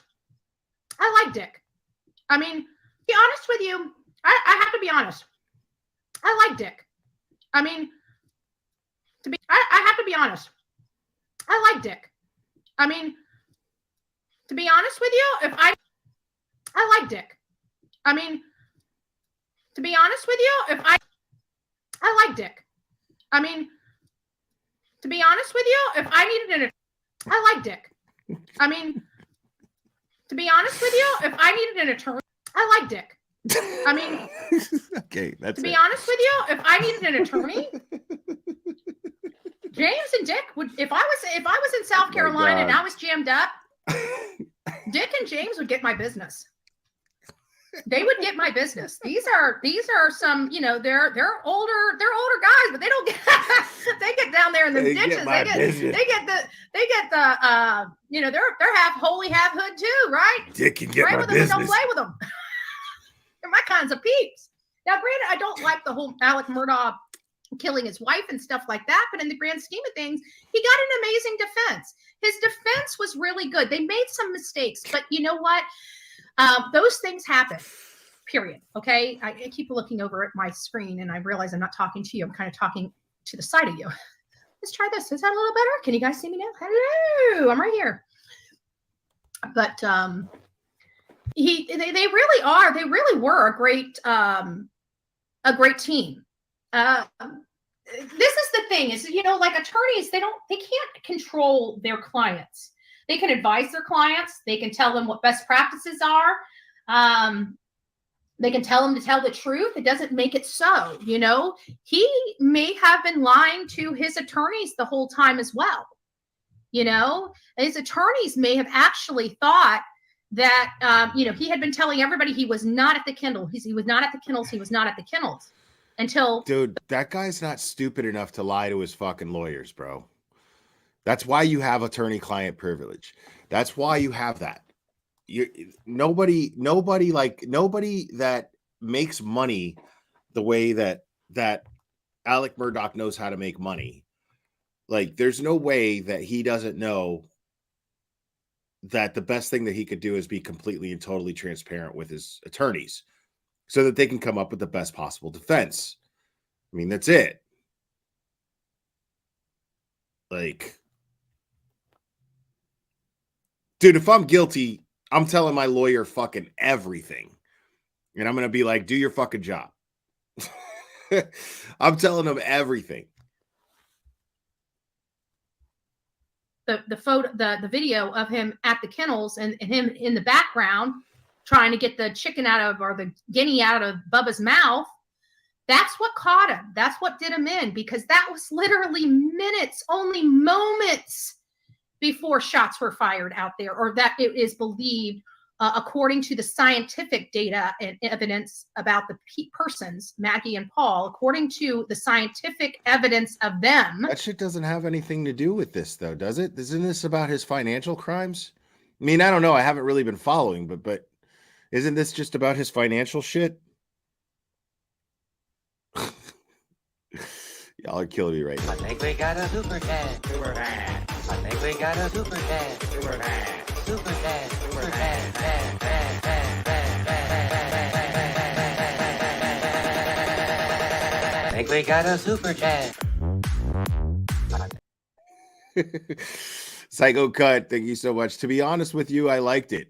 Dick would get in my business. You need to stop it right now. Oh my God, y'all are killing me right now. It is believed that they died only moments after that video was produced. Only moments. Right. So what the fuck? Who gives a shit? No, I'm not. That's why he's in. That's why he's in an since orange we've got jumpsuit. He's just already idiots here. Oh my you goodness, go, Lady there it Butterfly. is. Thank you so much. All right. See, you guys can't even be responsible. You guys act like freaking children. It's sickening. Grow up.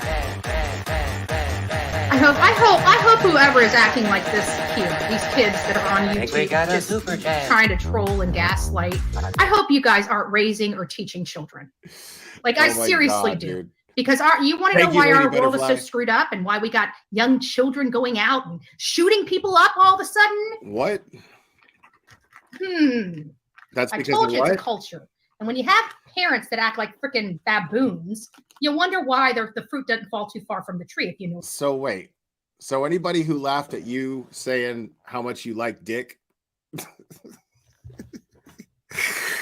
anybody who has kids who laughed at you saying that that laughing at the fact that you like dick, that somehow that they're raising school shooters, they're gonna raise school shooters, really?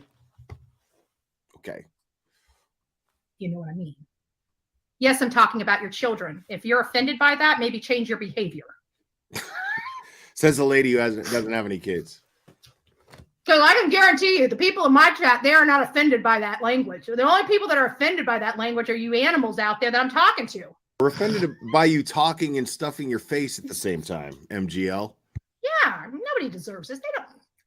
They're idiots. But isn't it sad? I mean, isn't it just, I mean, it's worrisome. It's bothersome.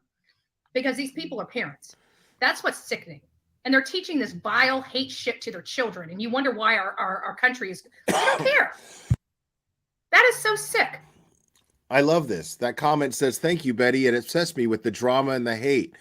But she's the one spinning the drama and the hate. Nobody knew of the drama between her and JLR until she rolled up in there and started whining about JLR. She started off her stream whining about JLR. I mean, I haven't checked JLR's content, but I seriously doubt that he's out there at sentencing thinking about Betty. You know what I mean? But that's okay, because you know what? They're fucking their children up. And when their children are on that crap and drinking and hopped up and shooting people up, they're going to be like, what happened to my kid? Well, let's look at your behavior during their upbringing. I mean, how are you talking? I behaved horribly. Yeah, we know. Behaved horribly. We but know. You know what? I had good parents. Horrible life, violence in it, but they kept working at it. So what's your fucking excuse then? Like, please tell me what kind of parents. Please tell me what kind of parents are great parents. I mean, based on your logic right here. Because I'm not saying that they're bad parents. I'm not saying that at all. You've said it. You said that your dad was abusive, gave this whole 4-hour sob story about it. And you said your dad was abusive. But like, I mean, but let's just say, okay, I mean, what kind of parents are you going to tell me that it's because of good parenting that you ended up charged as many times as you did for beating up your significant others, for drunk driving, for drug possession? I mean, you got to pick a lane here, Betty. Like, is it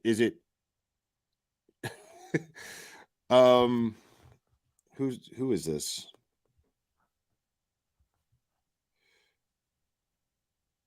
Michelle, thank you so much. Oh my God, Will, give me the cuck, deep, full cuck, all the way, baby. That's what my PayPal says, folks. It's the whole thing. It's how. I think we got a super dad. Super dad. I think we got a super dad. Super dad. Super dad. Super dad. Dad, dad, dad, dad, dad. I think we got a super dad. I think we got a super dad. I think we got a super dad. I think we got a super chat. Super chat. Yeah, the whole thing. The whole thing, Michelle. You got it. Out of all the crap that I went through, out of all the crap that went on in my family, out of everything I did to myself, there's still light at the end of the tunnel. But you would think that parents would want to teach their children, you don't want to go down these roads instead of making them go down these roads. But hey. So, but your great parents told you to go beat up dudes and and go drunk driving and drop a bunch of ecstasy and run around with your pants off and threaten cops. Like, is that is that the result of good parenting? I mean, because you did these things as an adult. Like, don't sit here and talk about how bad of a kid you were. Like, nobody gives a shit about how bad of a kid you were. Like, a lot of people were bad kids and then they just grew up. Like, shit got real and then they were like, fuck, okay, well, I got to start making better decisions. That's what most people do. It happens. But I mean, I don't know. I'm trying to understand your logic here. You did these things as an adult. Hate's awful and infects people. It's a disease. I truly believe hate is a disease. It infects people so much so I agree that people are losing their life. Parents are teaching their children that if you don't like what somebody is doing, you beat them up and bully them into submission. That is what these people here on YouTube are teaching their children. But please don't tell me next time we have to cover another mass shooting and it's a 20-something-year-old. And everybody's saying, what? What's cracking, Betty? Bitching while we wait. I'm complaining. Everybody else is doing it on YouTube. Why can't I? Aren't I allowed to have a bitch session? Well, can't we just talk? Let's just go on a 10-hour rampage about every so first. gross. You know what? I got an idea. Let's go through YouTube I think we got a and super find chat. some stats I think we got a and just super chat. needlessly, let's just find anybody. It doesn't really matter who they are, right? And let's just go attack them because they're on YouTube. I think we got a super That chat. sounds like fun, doesn't it? Being nasty, tearing somebody's life apart. Doesn't that sound like Sinner. fun? That sounds like fun. Sinner, thanks, buddy. Not all heroes wear pants. Oh my God, y'all are killing But me. fun I've never had in my life. Let's go do that. Sounds like fun.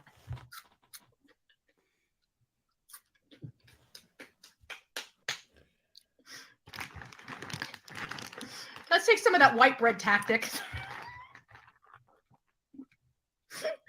I was called a racist for calling somebody out for their lies for 2 years. They've been telling their audience, I'm part of a tribe.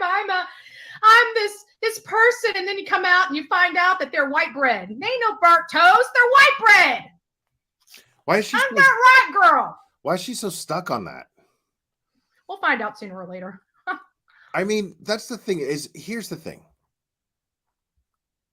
Is that the best that she's got? Like, is that seriously like the best that she's got? Like, is that the most that she can come up with to talk about toast? Like, that's fascinating to me. You know, first of all, like, there's nothing about Burnt Toast's personality that would indicate to me that she would make that up, that she would say that she's indigenous. Like, there's nothing. I mean, why would Burnt Toast just make that up? There's nothing in her character that would indicate to me that that's just some fucking random lie that she would throw out there. Like, it's the stupidest thing in the world to like pick that to be the thing to call her out on. And mind you, this is where she thinks that she's got this, you know, advantage on figuring out who Burnt Toast is, because that's the big thing. Burnt Toast will review people and she'll do it so accurately and so efficiently that it will piss off. Like it will absolutely infuriate the person that she is reviewing. And that person has no other choice but to face the fact that the shit that Toast said about them fucking was nailed. First of all. Second of all, then what they do is they go, I have to find out who this person is. I have to find out. And so they always go to doxing. And Toast, I remember when I first started interacting with Toast, we did a few live streams together a long time ago. And she I remember saying, after listening to her review Bullhorn Betty, a couple other people, I remember saying, I love the fact that Burnt Toast is anonymous. I love the fact that she's anonymous. I've said this 100 times. And it's for this reason. Because the reason why I loved it so much was because I knew that it was going to drive the people that review her crazy at some point. And it has long since happened. This is just, it's carrying on and carrying on. And I guarantee you Toast loves it. I guarantee you that just the fact that she is not stupid enough to share any of her personal information with anyone on YouTube, because she'd have to slip. That would be the only way. There's no other way to ever find out who Burnt Toast is unless she fucks up or unless she says fuck it. But there's no way. It's never going to happen. She has put way too much effort into her anonymity. And as she says, for the reason of simply protecting her family and her loved ones, which she has every right to do. All of you have the right to do that. But most of us will let things slide. You know, we'll show our faces, or we'll get angry and be like, you know what? You want to know who I am? I'll tell you who I am. I did that. I mean, but she would have to slip. And she has not slipped. Like, I can't even imagine. The thing about Toast is she has the kind of personality to where you would feel like an asshole for even asking her what her first name is. I don't want to know what her first name is. Like, she gives off that energy that don't even fucking ask me. Like, you're an asshole if you even bother asking me what my first name is. Clearly, I want you to call me Toast or Burnt Toast or Toasty or whatever the fuck is a variation of the name that I give for you YouTube people. But she'll never, like, I don't know why Betty, with the record of having no researching skills whatsoever, why she thinks that, I mean, and every time she's tried to like say that she had Burnt Toast's identity, she was fucking dead wrong. Every single time. Absolutely dead wrong. Like, way off. Totally off. And now she's so convinced that Burnt Toast is a white girl. Like, as if that even matters.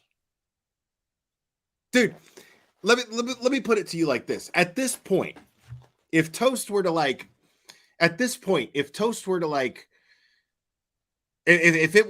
it somehow became public that she lied about being indigenous, let's just say, hypothetically speaking, let's just say that she lied about being indigenous, I wouldn't care. It's such a stupid thing that I wouldn't care. You think that all of a sudden is going to erase all of the exposure that she's done on the people that she's exposed? I mean, you think that stupid little detail is going to matter to somebody like me who just pays attention to logic? Who knows? I mean, even still, the only logical reason that would make sense, the only logical reason I could think of why she would lie about that would be to just keep people thrown off. This is actually what I look like when I actually look like something else, but I'm going to describe myself to look like this. But she never actually goes into details of what she looks like. She just says she's indigenous. That's it. That's it. I mean, so I wouldn't give a shit, because I'd even still give her the benefit of the doubt as there being a good reason as to why she lied about it. But the fact is I don't have any reason to believe that she would even lie about something that's stupid. I don't think so.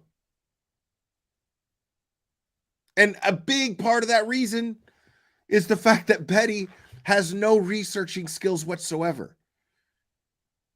So if Betty has come up with this conclusion, it's probably wrong, because Betty has the most consistent track record of being wrong of anybody else on YouTube. Like, the most consistent. So, I mean, the fact that she just keeps dwelling on that is laughable. For all of the reasons that I just named, the fact that she is dwelling on the idea that burnt toast is not indigenous is fucking hilarious to me. It's the most irrelevant crock of bullshit that I've ever heard. We'll find out sooner or later. All why she's stuffing her face. I mean, she is a witness in a case. God, that's obnoxious. It needs to be deposed with headphones on, at this point, so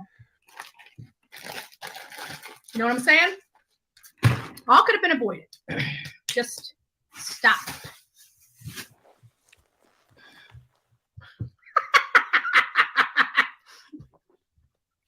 I'm a racist for calling a white lady a white lady. Wouldn't that make her a Karen now? Because now she's a middle-aged white lady. Oh, Olive Sky, I'm so sorry. Olive Sky, I'm so sorry that you feel misled or misinformed. Let me clear this up. This is not a true crime channel. This is a Glairer talks about whatever the fuck he feels like talking about channel. Okay? Welcome. Now isn't white bread now officially a Karen? Oh my God. I love how the tables are finally turned. White bread now officially a Karen? I'm doing it to y'all. I'm doing it to y'all.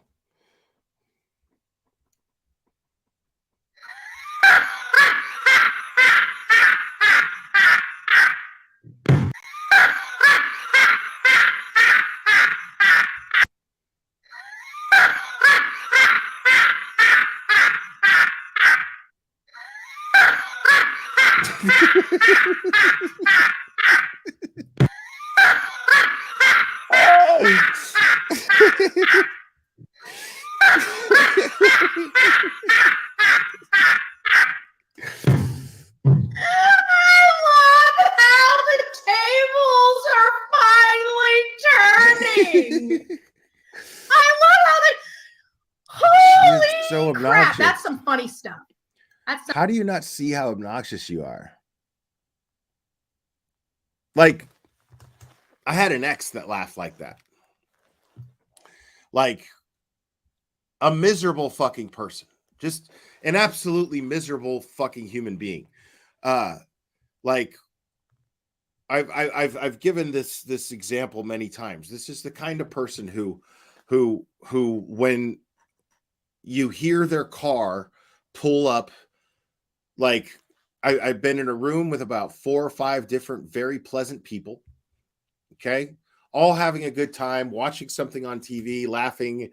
And then I remember this when this woman would pull up outside, like nobody said a word, okay? This person would pull up and, you know, she'd be blasting the shittiest fucking music you could ever imagine. Like, you know, like the kind of music that Morbid fucking plays, just really, but loud as fuck, you know, and just like, and then immediately, like everybody who was like this, you know, just kind of, you know, just kind of still smiling from laughing, you know, you hear that and then you go,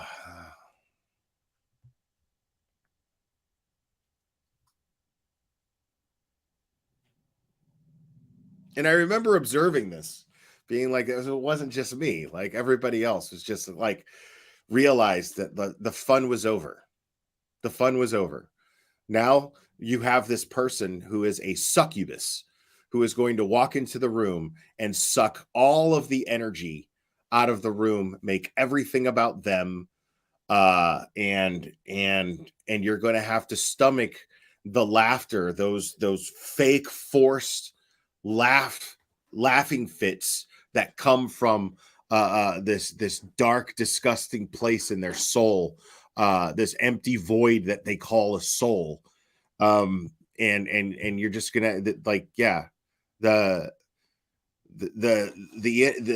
exchange of energy is gone. Now all of the energy is being sucked by this person and then put back out in this negative fucking place.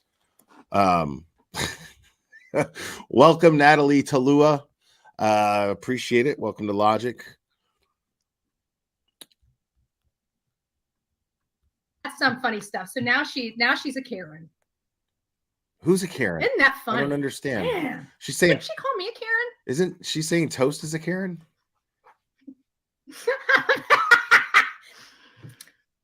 Karen, it's your Right, luck today. exactly. It's your luck. We're gonna all the women in here, okay? And I'm just gonna include all women because I'm not a racist and we're all equal as far as I'm concerned. Totally. We're all going to be middle-aged white ladies today. We are all identifying as middle-aged white ladies today. And even you dudes. You are a middle-aged white lady. Are now identifying as middle-aged white ladies. This is the Be a Karen show. You are a middle-aged white lady and a Karen. Like, this has been established forever. The Be a Karen show. Yep. That's exactly what we're going to be. We're going to be Karens. You already are. We're going to be Karens that care. Karen. Kelly, welcome to Logic. Member for 7 months. Thank you. I need to stop. You do need to stop. Kip Nickel 16 shot and killed his parents, then went to high school and shot up the cafeteria, killed 2 students and injured 6, says it was video games that did it. You know, I tell you, Pips, I've been saying this. Your name's not really familiar on here, but I've got to tell you that I've been talking about these video games because here's something that people don't understand. When guys, we'll have to, I'm going to star you. We're going to come back to that. Y'all stay till after this is over because we're going to have major discussions. We're starting now. Thank you. You may be seated. All right. Let me get this. Good morning.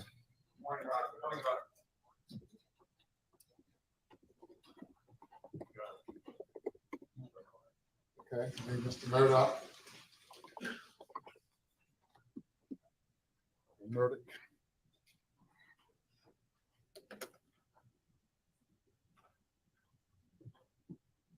Boo! Boo! Oh my God. Shut up. Boo! Sorry. Now we can start. I didn't get an opportunity to do that in front of the courthouse, so you need to shut the fuck to see him up. Again. You did have an opportunity to do it in front of the courthouse. Why didn't you do it? Right, continuing on, the case of State v. Alec Murdaugh. All right, I don't care about any of this shit. I don't care about any of that shit. Yes, sir. Your Honor is aware, of course, that as we showed up.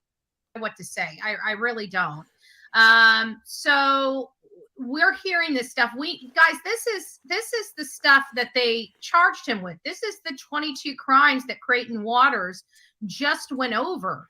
It was 101 stinking crimes. 101. Like, it is just, to me, absolutely insane. He was looking, but, and you guys know, it's like, I feel like I'm just kicking a dead horse when I say how immoral I feel it is that we give him a life sentence, without possibility of parole, which, that could be commuted. We're in the beginning stages of that.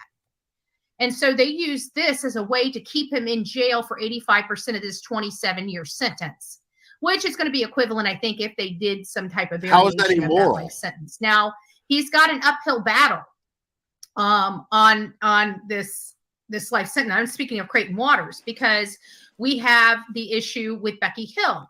Now, granted, it doesn't mean she did anything, and I want to make sure that I'm clear on that. I'm not saying the lady did anything. Still there's affidavits there, and there's nobody else other than those two jurors that came forward. So there's still, as far as I'm concerned, she's been damaged in my eyes, because I'm sorry. I don't believe that her son acted without her knowledge. That's the problem I have. It's you can't convince. I mean, you can convince me otherwise. I mean, I shouldn't say I'm unconvincible. It's just that I know how. I mean, one thing I'm fluent with is country and how country people act and behave. No, you're like, not. That's No, my you're family, not. And I've always said I'm like a citified redneck because my family is from the farm, the farm area. You're a third generation Karen. There's a reason why they call them rednecks. It's because they're always bent over, working baling hay and stuff like that. They get sunburns on their neck. Redneck. So, it's just, I know country folk, and I know towns when you know everybody's business. It's just too difficult not to know something. And especially with his mother being under heavy fire. I can't imagine him doing anything, unless this was before, but I still can't imagine him doing anything. I mean, but what's your excuse? That would. I mean, if you're a redneck, what's your excuse? Because we know that you're not bending over and working. Hippoporia, welcome. Welcome to Logic. Appreciate it. Could potentially hurt his mother without her being within knowledge. There's just something about it. I can't explain it. I have no evidence of it. It's just something. It's just this feeling I have that I just don't believe he acted alone. I mean, he may have acted alone, but I still believe that mommy knew. And then there's another side of this. I mean, I'll have to go back and read the reports and see if there's any updated information. But as far as I'm concerned, I'm pretty sure all we know is he's been arrested for wiretapping. Does anybody know? Florida definitely has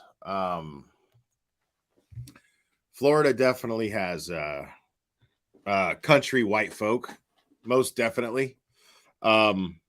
That's not an uncommon thing. It was that and Native Americans at one point. That's really all there was. And then in 1980 there was the big migration of Cubans that came over there. But yeah, there's I know a lot of country white folks from Florida. I grew up there in South Florida even. But they don't move there. Those are the ones that were there like for the last 50 years.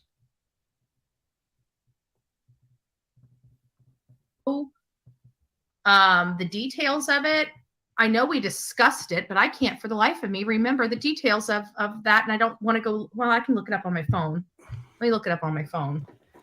Let's remind ourselves, because if I'm forgetting, and I know it's just because I'm exhausted. Me too, man. If I'm forgetting, then I know.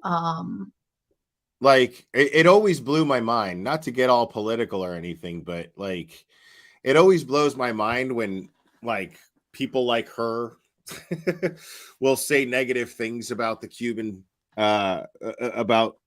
Cuban immigration and things of that nature.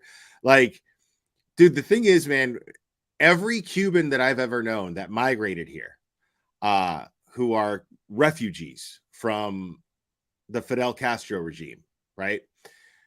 Every single one of them that I've ever known, the older generations, they are the hardest working people that you will ever see in your life. Like, these are people who are made to work while they're in Cuba. They're made to work ridiculous, horrible, hard labor jobs, long hours, and they always get the same amount of food. They're not allowed to have more food than anybody else. They're not allowed to have more money than anyone else. They're not allowed. This is what communism and socialism is. They're not allowed to have more than anyone else. Whereas in America, the idea is the harder you work, the more money you get, the more things you have, the harder you work. So every older generation Cuban that I've ever met, just like, okay, this is easy. I'll just start a business. I'll start my own business. And they bust their asses. And then they take the profits from those businesses and buy more. That's what they do. And they don't complain. Right, exactly, hallucinogenic recipe. Very hardworking and no bitching. Absolutely. Like, oh, you don't want to work? I'll work. That's how every older generation Cuban that I've ever known. And think about it. I mean, you're going to have, and in Miami, you're going to find so many cheap mechanics too, because you weren't allowed. Cuba doesn't have new cars. They don't have any imports of cars that come in there. So every Cuban has to know how to work on a car, because they have to work on a car from the 50s and the 60s to make sure that it constantly works, that it always works. So they know their way around an engine. And then they come to Miami, they move to Miami, and then they open a fucking mechanic shop. And so you have honest mechanics who charge cheap labor and the smallest price for parts that they can do, just to be able to generate the most business and compete with their competitors. It's fantastic. But I mean, she wouldn't know anything about this stuff, like, she wouldn't know anything about this stuff. Many of you probably don't know. Let's see here. 6 days ago. I have a funny feeling if I look for Jeffrey Hill now, I'll find it associated with Alec Murdaugh. Actually, let me do that. I want to see Alec Murdaugh and see if his stuff comes up now. Nope, it's still all about him and his millions of dollars. I'm telling you, why in the world would mainstream media throttle the Jeffrey Hill story? My God, again with the throttling. I mean, they did. I can tell you, I'm looking at this, and there is not one reason why this should not have hit on Alec Murdaugh's search and been associated with all of that. Even the conversations that had his mother in them, he still wasn't even. I mean, it was just weird. And I'm telling you, I know these things, because you got to understand these. Right. The mainstream media, they have huge marketing teams that get this stuff out there and do amazing with SEO optimization and all this stuff where their stuff hits.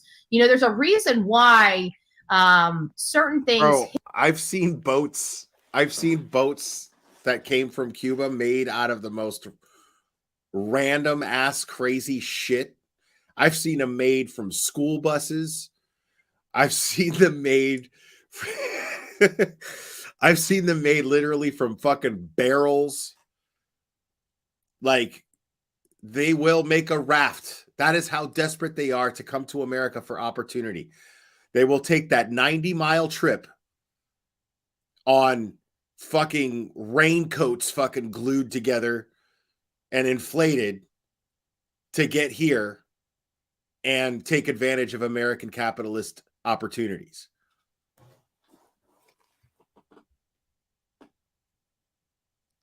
I love that shit because you always hear these white people complain about Cubans coming over, and it's white people like this who don't want to work, who feel totally fucking entitled. And I'm not saying all white people are like this. I'm saying the ignorant, racist dickheads. They want to cry and complain that there's no job opportunities, and it's just like, well, no, you just are not willing to do the things that a Cuban is willing to do. I mean, like that's a Cuban's mindset. A Cuban's mindset is, oh, I work really hard on cars. You know what I'll do is I'll go to a dealership and I'll get a job cleaning the toilets. And then after I'm comfortable enough with everyone there and they like me enough, I will find the right opportunity to approach someone in charge and ask them for a chance to work on a car in the mechanics department, in the repairs department. I've seen it happen. So it's like, I mean, what are you complaining about? Like, why? Because somebody is just willing to fucking get their hands dirty before you are? These Cubans come over here and they take all the jobs. Well, they're willing to work cheap. You know? I mean,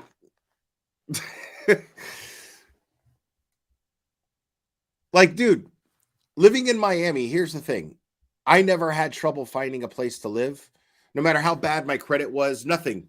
Because all you have to do is go to Hialeah and somebody is subletting their house. That's just another way for somebody to make money. Is they're maybe not a licensed contractor, but you don't necessarily have to be a licensed contractor, but they will absolutely put up a hole and fix up a whole nother part of their home and be like, yeah, no, I don't like living there. Don't get me wrong. But if I was in a pinch and I needed to fucking find a place to live like that in a second, I go and I pick up a copy of Diario de los Americas, right? And I look in the fucking classifieds and it's efficiency. And all I got to do is roll up on there and be like, how much do you want down? And then they're like, well, first and last. And then I'm like, look, I got first. And then how about if I give you, how much you charge in a month? Okay, $500 a month. Okay, well, how about if I give you $550 a month until I pay off that deposit? And 99% of the time, they're like, sold. Cool. Great. And that's it. This was in the 90s, yes. And the 2000s. Grandmaster Sid Sophos, thank you. 50,000 Cuban doctors arrive in 67 countries by 2022, have saved millions of lives. They've helped save African children from blindness. Exactly.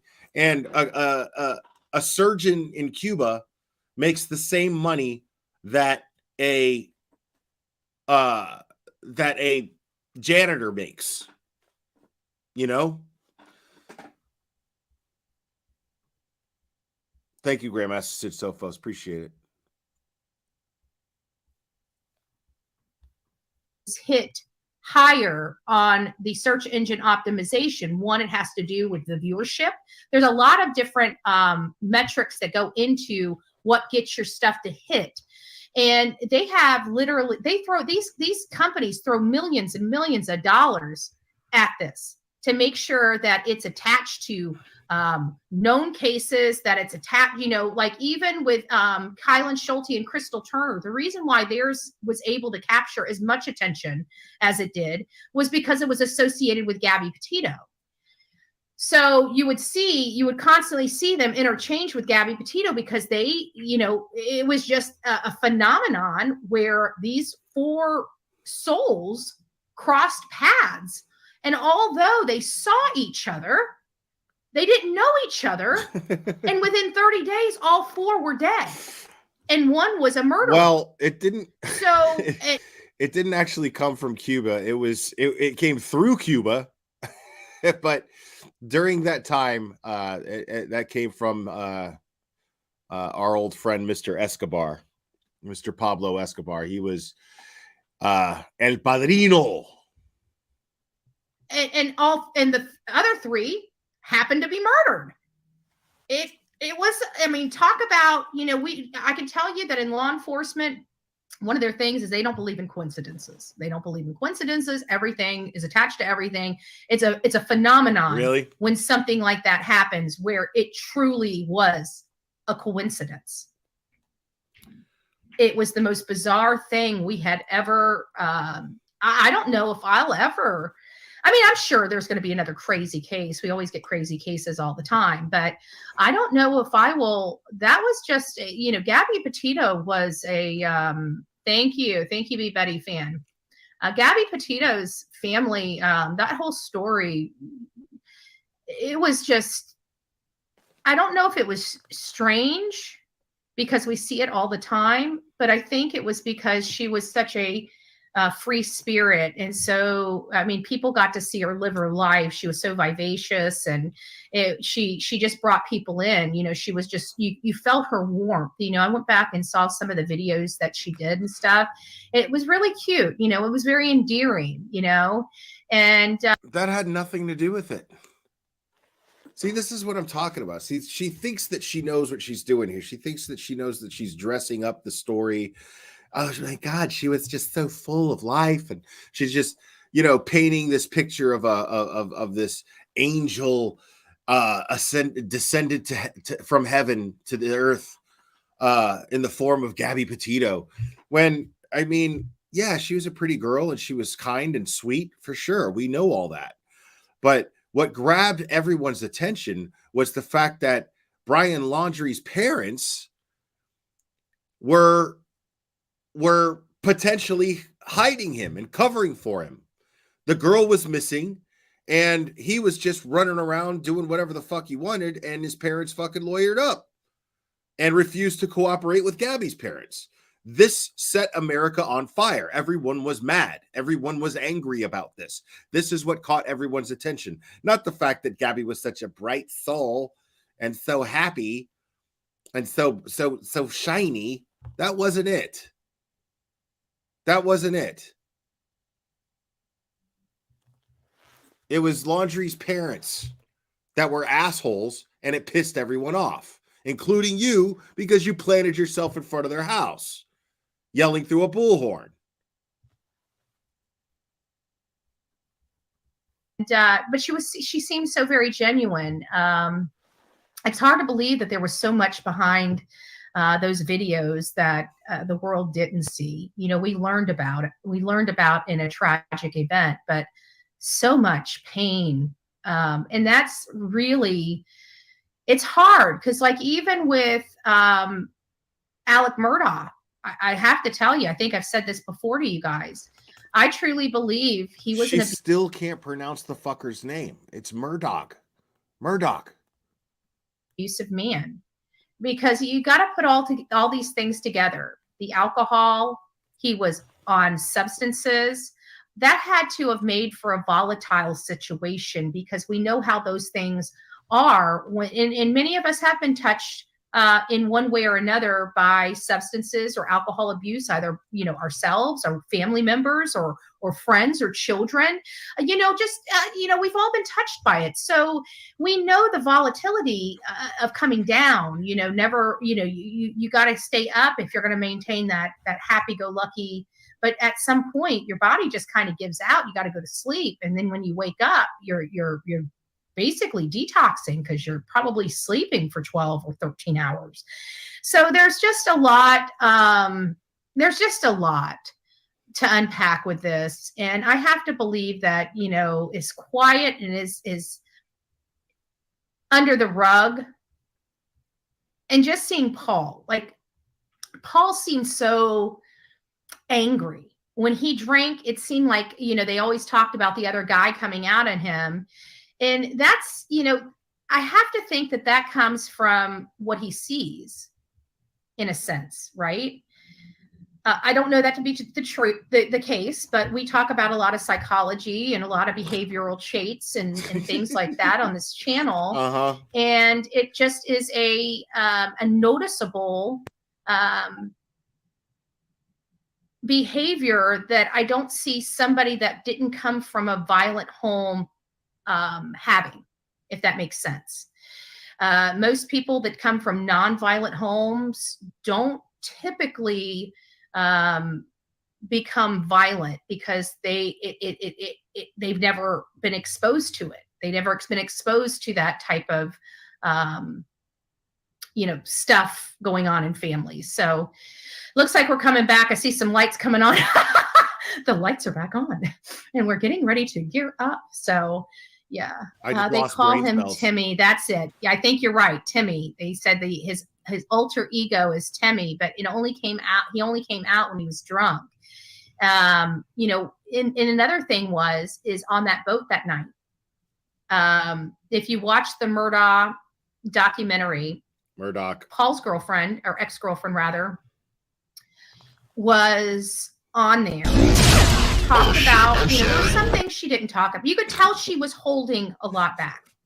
You could tell that there was just some things that she just would not, and maybe wants to forget. I don't know, but I could tell her from a female to a female that's gone through some of the same. You can see the restraint. You can see it. So if you guys haven't saw the Murdaugh documentary, what is it on Netflix? Where you get them? I think it's like possibly 3 or 4 episodes on Netflix. Anyways, that was really good. But Paul's the girl that was on that boat that night, Paul's girlfriend, he slapped her. He slapped her, slapping that in her face that night. And very hard in front of all of those people. Can you imagine how humiliating and painful that was for her? But that was when I realized that there was violence in their household, whether it had been documented or not. Oh my because God, again, dude. How do you know? Boys that haven't been subjected to that kind of violence, he was obviously a mama's boy, and mama's boys do not hit women because they have too much respect for their mama. Bro, those are the most likely ones to hit women, dude. Like if we're breaking it down, whether or not a mama's boy is more likely to hit a woman than somebody who's not raised by his mom, like I'm gonna go with a mama's boy, because a mama's boy is babied by his mama, fools his mama. Mama, he can do no wrong with mama, and mama always blames the girl. Mama's always jealous of the girl and the attention that he's giving the girl and not his mama. That's always the fucking biggest pussy fucking women beaters are the ones that are mama's boys. Every single time. The fucking frat boy date rapists. And this man that was a mama's boy hauled off and slapped his girlfriend across the face in front of people. He would have never done that if he has not seen somebody in his family do that. That's not true. Now, again, that's not true. My personal and professional opinion. I'm not a psychologist, but I know a lot about the stuff, And I gotta say, it's just one of those. It's a theory of mine. It's an observation. It's from hearing stuff. Welcome. It's from knowing this type of behavior. We see violence in the household all the time. We also find people that are abused become the abusers. So there is that aspect. Maybe his dad was a little rough on him when he was growing up, but I have to think I love it. Alec had a volatile he looks like the kind of guy that could go from being calm, cool, and collective to being a bear really quick. He stays red in the face, which is a telltale sign. Like when you don't have makeup on, if your face is red, it could be several things. It's mostly rosy, okay? And that's the little vessels in your face that, it just causes some redness. Okay, her brain's it's rosacea. working. I can hear her brain working. And Hold a on. lot of rosacea, believe it or not, at least from my dermatologist, what they had explained to me about, and somebody in here would know better, but I'm pretty sure because, like I said, the dermatologist told me that over time with your drinking, apparently it does something with the vessels, like lifts them to the skin a little bit more or something like that, or maybe even breaks. I can't remember exactly. What are Last you time I seen a talking about? dermatologist, I think was like 20 years ago, 15 maybe. I don't know. It was a while ago, right? And because I have a little vein the fuck are you there, talking I was trying to decide whether I wanted to get something done with it. I just kept it there, but he said I could go there, just one little treatment, it'd be gone. But that, 20 years, I think that was 20 years ago. So I was 24 years old, 25 years old, broke as a joke at $250 to have a little line under my nose removed. It's a little vein that's at the surface. But anyways, Slaka. And he had said, gifted 5 memberships. Thank you so much. Congrats to Beach Life, Gregor Smith, Remy, Road Rash, Amy, Ohio. Welcome, guys. Congrats.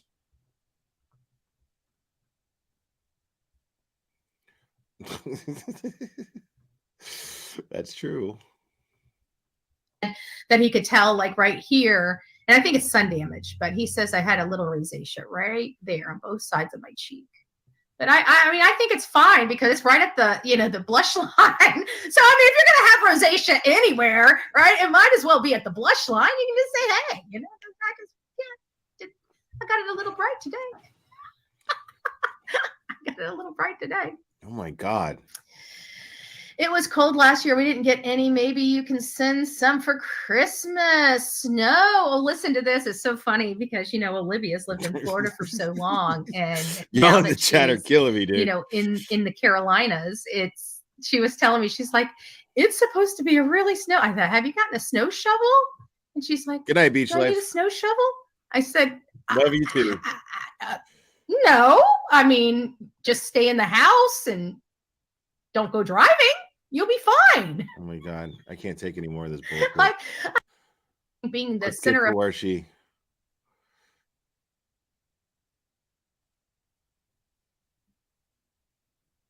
Okay, I guess she actually drove to the courthouse here. And she never has sound. Never has sound. Always has herself muted. Let's see how long it takes her. Let's see how long it takes her to realize that she has no sound here.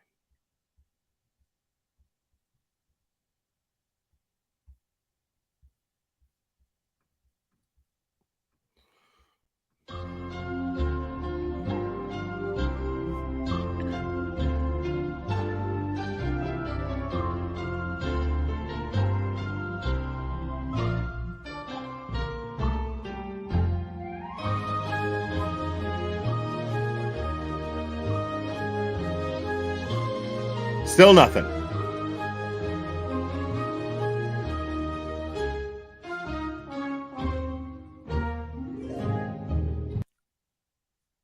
You got it yet? You got it? Did she figure it out? Wait, maybe. No.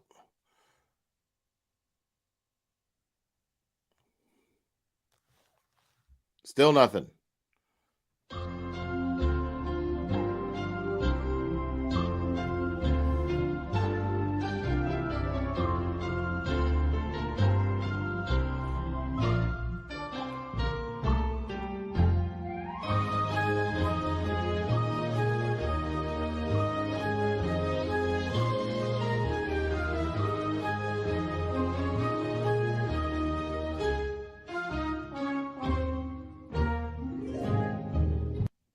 Still no sound. Come on, Betty. You could do it.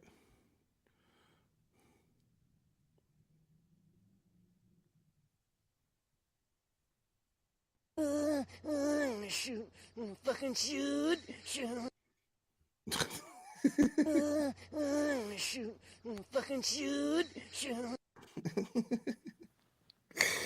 Oh my God, Betty, you're killing me right now.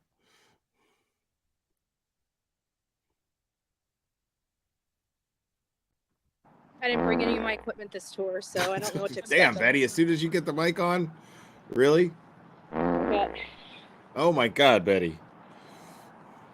Like those people are gonna smell it even though you're outside. Just saying.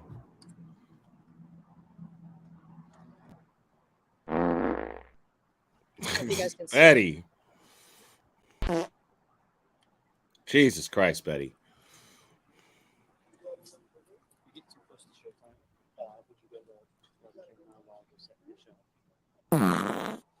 Jesus, Betty. All right, guys. We got some people coming out of the courtroom.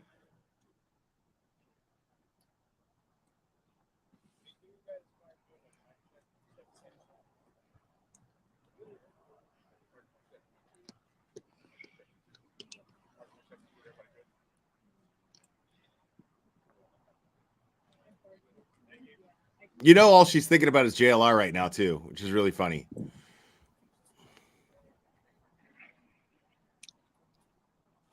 So we just sit here and wait, y'all.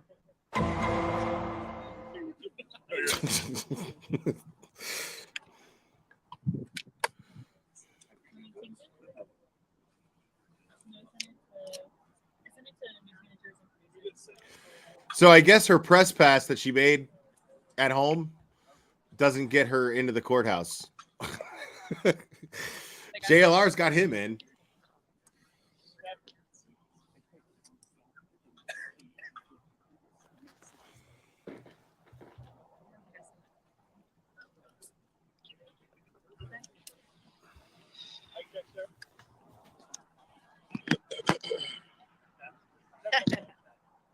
Oh, wait. Sorry, guys. Okay, over here.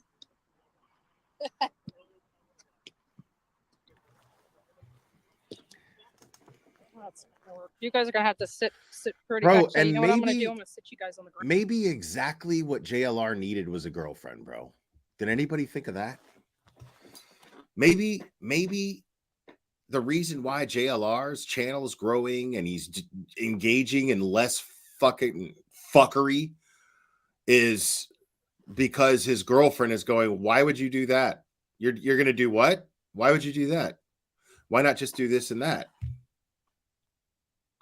And then he was just like, man, that's great. Okay, good. All right. Like maybe, like wouldn't, I mean, if this is your friend, wouldn't you be supportive of the fact that his girlfriend is leading him towards greener pastures? Like if that's what it takes, then that's what it takes. Like I don't want bad things to happen to JLR. I want him to quit being a fucking douchebag. You know what I mean? Like if he can actually do some good, then fucking fantastic. You know what I mean? And if that's what it takes to have like a good woman next to you, that's being like, yo, dude, what the fuck are you thinking? Why would you go and do something like that? Why not just do something more productive, such as this? I mean, that seems like a great thing. I hope that's the case. I really do. Like, I wish him all the happiness in the world, as long as he's not, you know, it's not at the expense of victims or their loved ones. That's fine. That's great. On the ground. Let's see if she complains. How long does it take to complain? Yeah. No, you look great. There you guys go.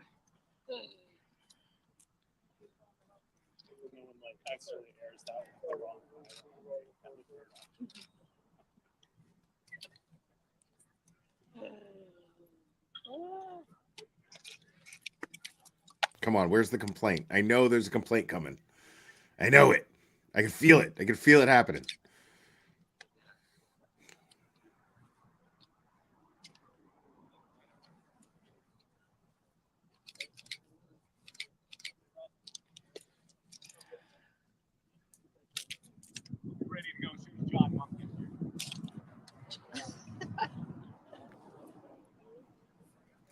Now notice all of her colleagues in the field and how many of them are going, "Hey, Bullhard Betty, it's good to see you.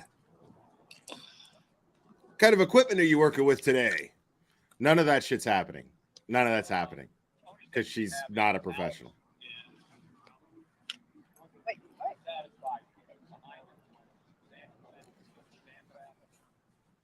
No, it's too cold for mosquitoes.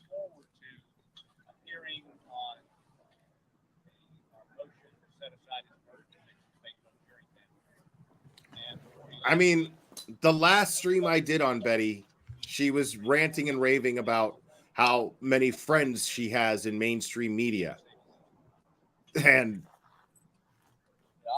I haven't seen one yet.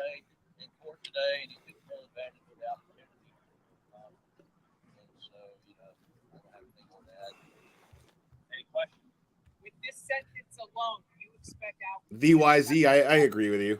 I'm just saying, I hope, you know, I don't wish bad things on people, man.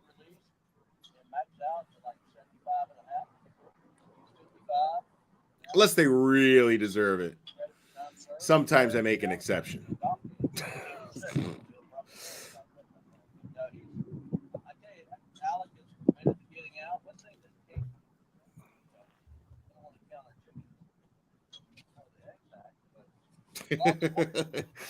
You can count on it, Rotten Ralph.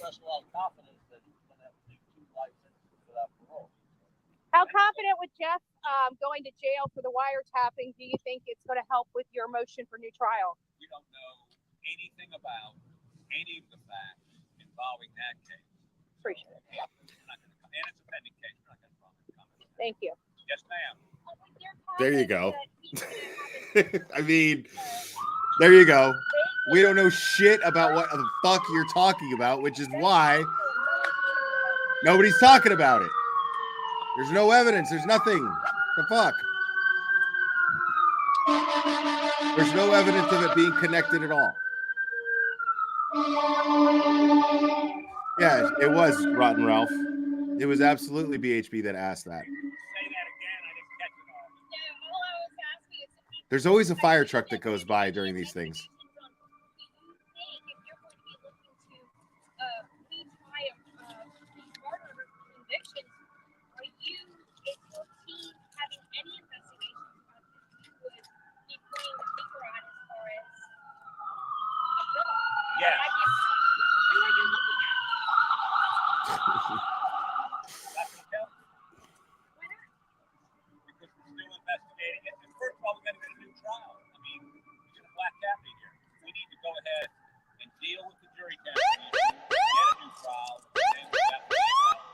Move it along, Bullhorn Betty. Restitution for the victims' families. Well, most of these folks have been already gotten restitution, either from the law firm or insurance company.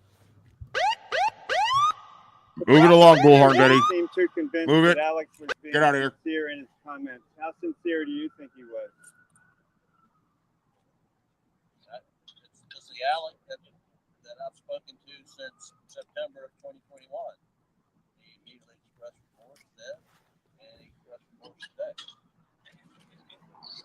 Man, this is some bullshit. Boo this man.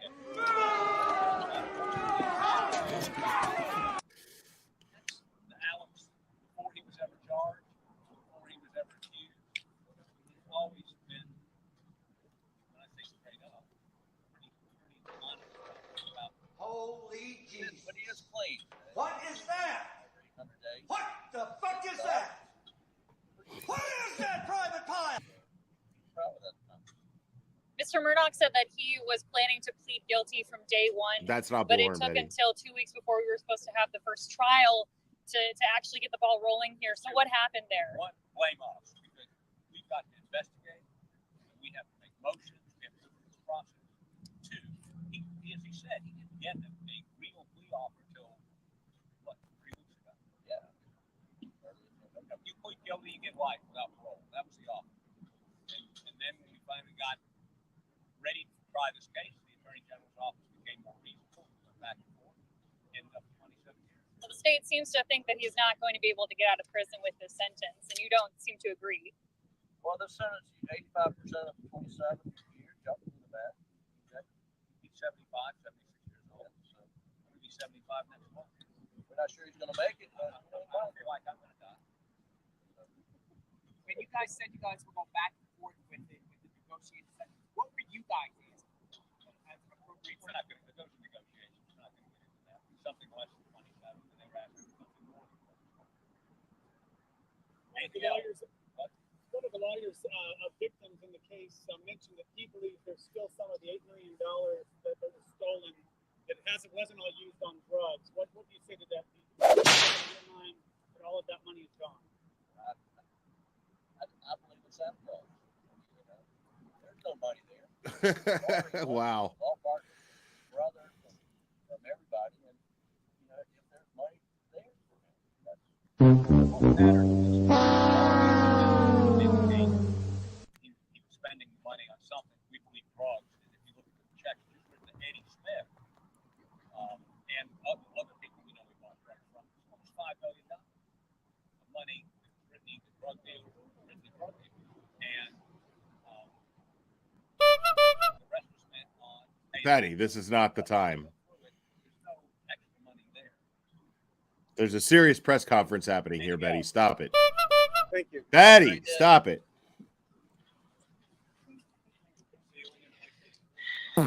Did you? Hopefully, you guys got the gist of all Jesus, of that on Betty. here.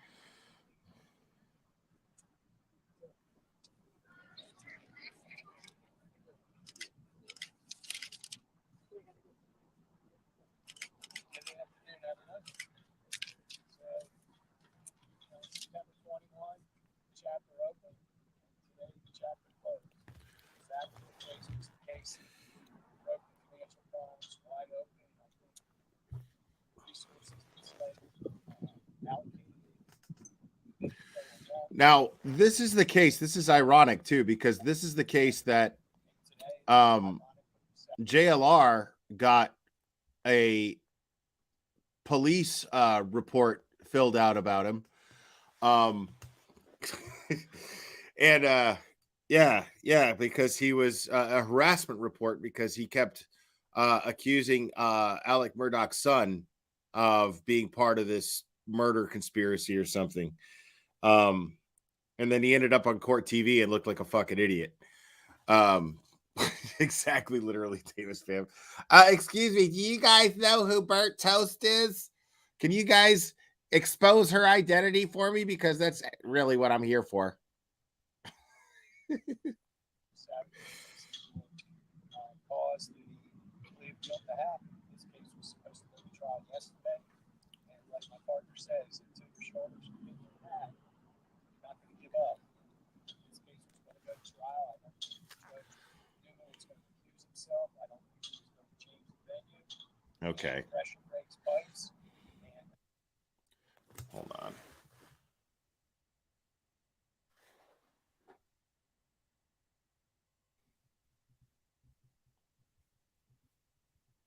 Where the fuck is that? Okay.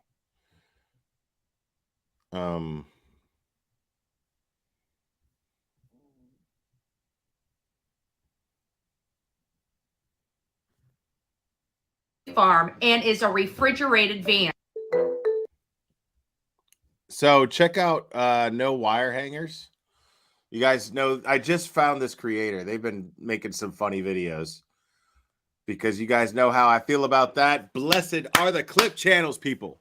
No Wire Hangers is my newest discovery. Not saying I discovered them. I'm just saying that they, I just recently learned of them. Here's the link to No Wire Hangers video that I'm going to play here.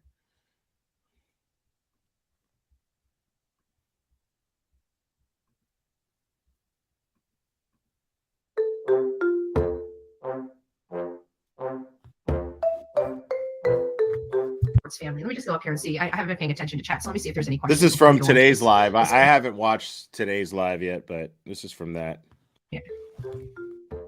Yeah, I am. I'm a real hands-on person. I just don't, because the problem is, Oh no, this is my from. issue, is every time I read something, This is. I have questions, right? And there's no other. This is the one we just watched.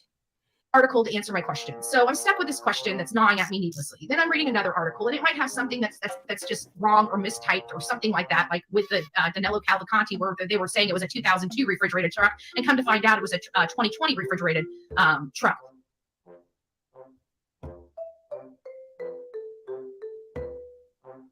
We have new information coming out from Chester County about the escaped inmate Danilo Cavalcanti. We are now learning that Danilo has changed his appearance and has stolen a van and has escaped the search perimeter. I originally now this is the guy that JLR built all of his new subscribers off of. This is while this guy was out on the loose, who escaped from prison by fucking by Spider-Manning up the fucking wall. So yeah, he just basically went out to that area and just fucking set up shop and gained got to 100,000 subs. Reported that Danilo had stolen a van from the church that was raided. However, we are learning today the van that was stolen came from a dairy farm and is a refrigerated van. It is believed that he is in a 2002 Ford van, similar to this van here. However, the van that he stole had a refrigerated unit on the top roof of the van.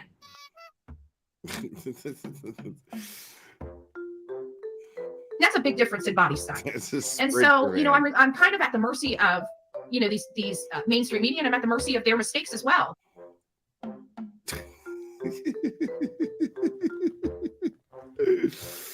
Oh my God, the music is great. Right. Pretty sure the U.S. Marshal Service knows what's going on, bro.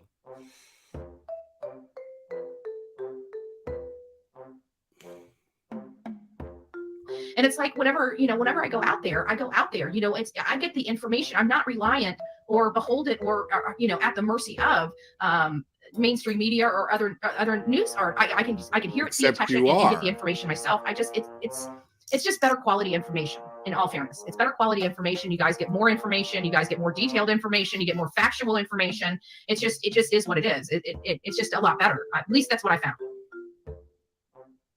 Okay. I mean, yeah, they were everywhere. Like, she was talking about how mainstream media throttled this story about the wiretapping and the clerk's son or whatever.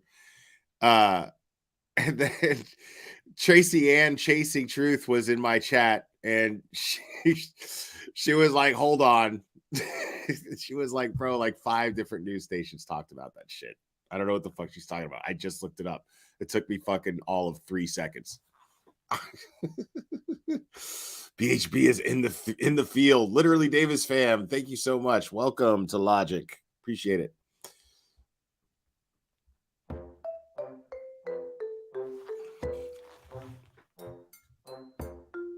It is believed that he is in a 2002 Ford van. What's up, Gregor Smith? It's good to see you. I mean,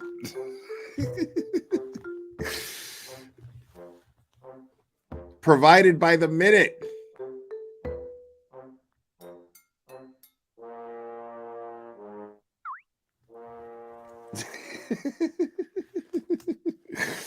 You're not good at this, Betty. Not at all. There was another one that they did. Hold on. I got to see.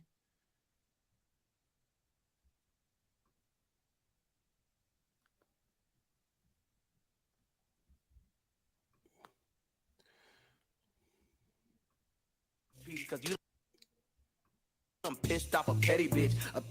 Well, I hope you because you done pissed off a petty bitch. Oh, man. Well, I hope you fucking ready, bitch. I'm going to mute it because I don't want the copyright claim here.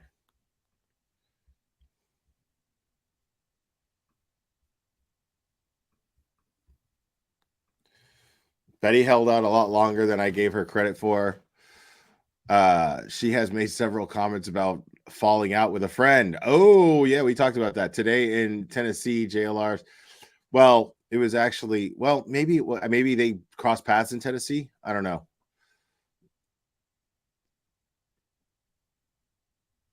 Thanks, Cracking Asses. Cracking Asses is a mod for the Jerks. Or one of the Jerks. I don't know. But thank you so much. I'm glad you're here. All right. Like, this is a man that I used to partner with and traveled all over the country with for 2 solid years. Won't even look in my direction. Pretty crappy, right? That's because you he's suck. Just turned out to be such a disappointment, and I'm just really disappointed in him. His behavior here lately, what he did to me personally, what he did to my friend personally. Oh my God. Just a real disappointment. And like, I love how these people, man, they're so shocked when they get fucked over by people that they teamed up to fuck other people over with. Like, it's just so funny to me. Like, I don't know what happened. Okay, I don't know if JLR fucked her over or anything. Like, it just seems like he just fucking went about his business and did his channel. But let's just say, for instance, for the sake of argument, that JLR did fuck her over in some way. Dude, like, why? How are you surprised that somebody who you teamed up with in fucking people over ends up fucking you over? Like, that always blows my mind. Like, all of a sudden, it's this fucking big fat revelation. Like, oh my God, I can't even believe it. How could they possibly do this?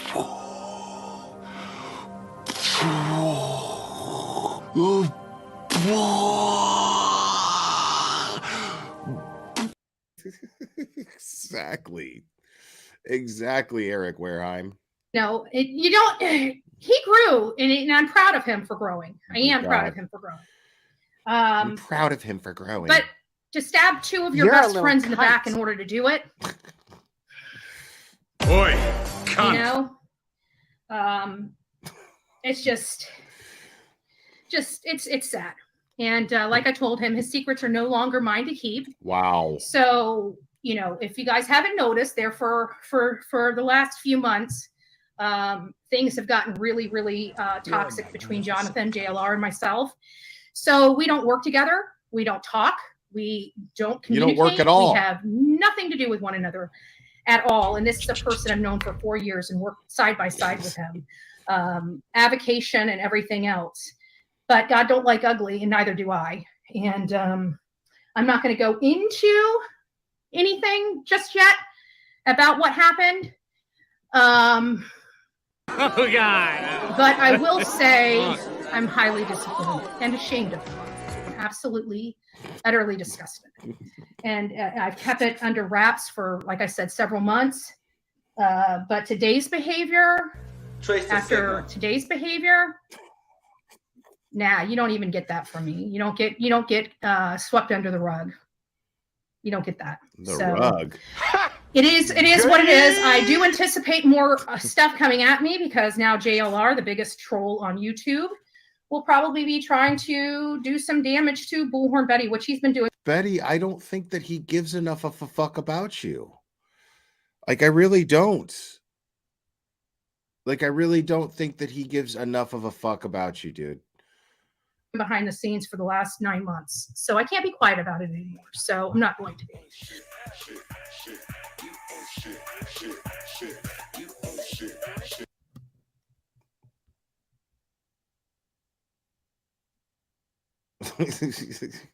What did that say? Hold on. Let's take a look. When JLR said Betty was a tragedy pimp in his court filing against Uni. Oh, against that dude, Uni Rock. Like, demonstratively false and defamatory statements that Mr. Riches is a tragedy pimp affiliated with other YouTube creators such as Bullhorn Betty, Molly Golightly, etc. As a matter of fact, Mr. Riches and his YouTube channel are completely independent and not affiliated in any way with any other YouTube creators or channels. These statements are untrue and are harmful to Mr. Riches' reputation as an independent journalist. I mean, look,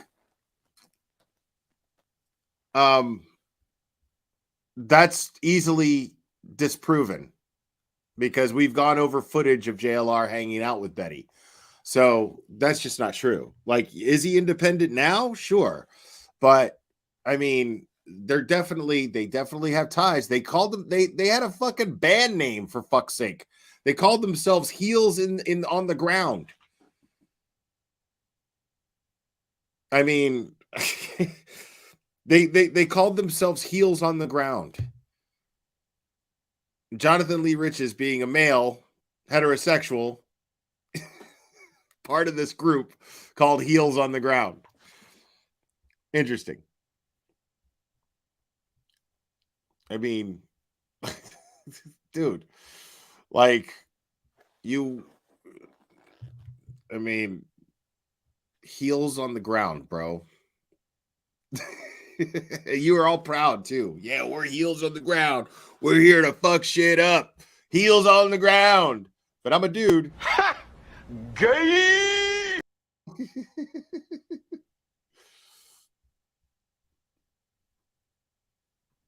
And this was blasted across social media months ago. Keep up, Betty. Why do we know more about what's going on with you and your friends than you do? Right? Exactly. Yeah. Why do we know more about that, Betty? Why do we know more about your friends than you do, Betty? I'm retarded?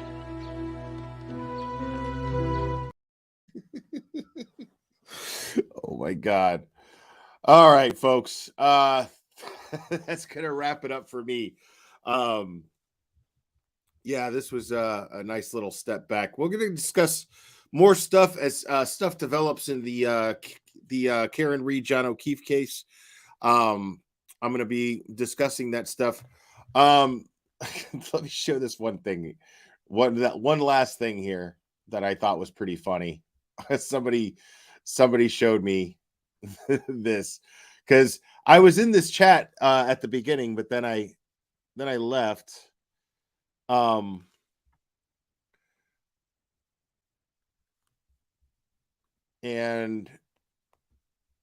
But then this happened, which was pretty funny. Hold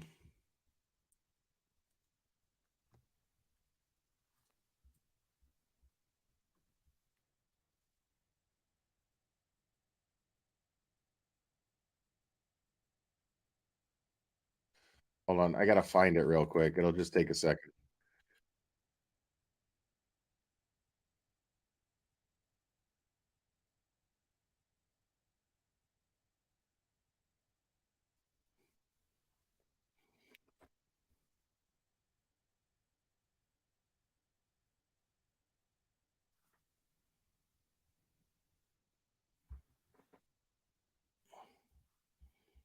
All right. This made me laugh when I saw this today.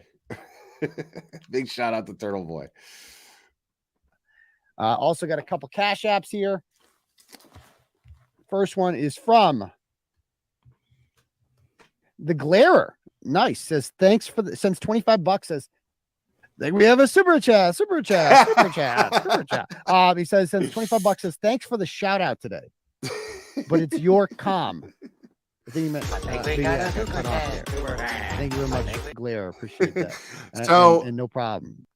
What that was that was nice of him, because he gave me a shout out on the news over the phone call, the 911 recording made by Jennifer McCabe. Now somebody gave me a very generous donation yesterday, and it only feels right to pay it forward to Turtle Boy with everything that he's going through and the sacrifices he's making for this case. But yeah, that's what I meant. It was for his community. The credit goes to his community, because his community provided me and really helped me by sending me different versions of this recording. And it was really, really kind. So I didn't have enough space in the Cash App comments to say that, but I don't know if he's going to hear this, but yeah, this was that's what I was trying to say. It was the credit goes to his community and not me. I just went over it and gave my opinions on it. But I am really grateful to be part of this community. They have seemed to welcome me with open arms, and I don't plan on taking it for granted. So I'm very grateful to all of the people in the Karen Reed, John O'Keefe community, the free Karen Reed, free Turtle Boy community. I'm very grateful to be part of that community and be welcomed by them. They're very, very cool people, very passionate people, and they're going through a really hard time right now. And I'm grateful to be embraced by them at the moment. So yeah, I don't know how far I'm going to take it. I am seriously considering going to Canton for the Karen Reed trial and standing side by side with those folks. It just feels like the right thing to do. If it's in the cards, I will absolutely do that. If I can't, then I can't. But if it's in the cards, I will absolutely do that. And I would love to stand by their side in this fight with them because I do believe in their fight. And I believe in all of those people. I think they're amazing people.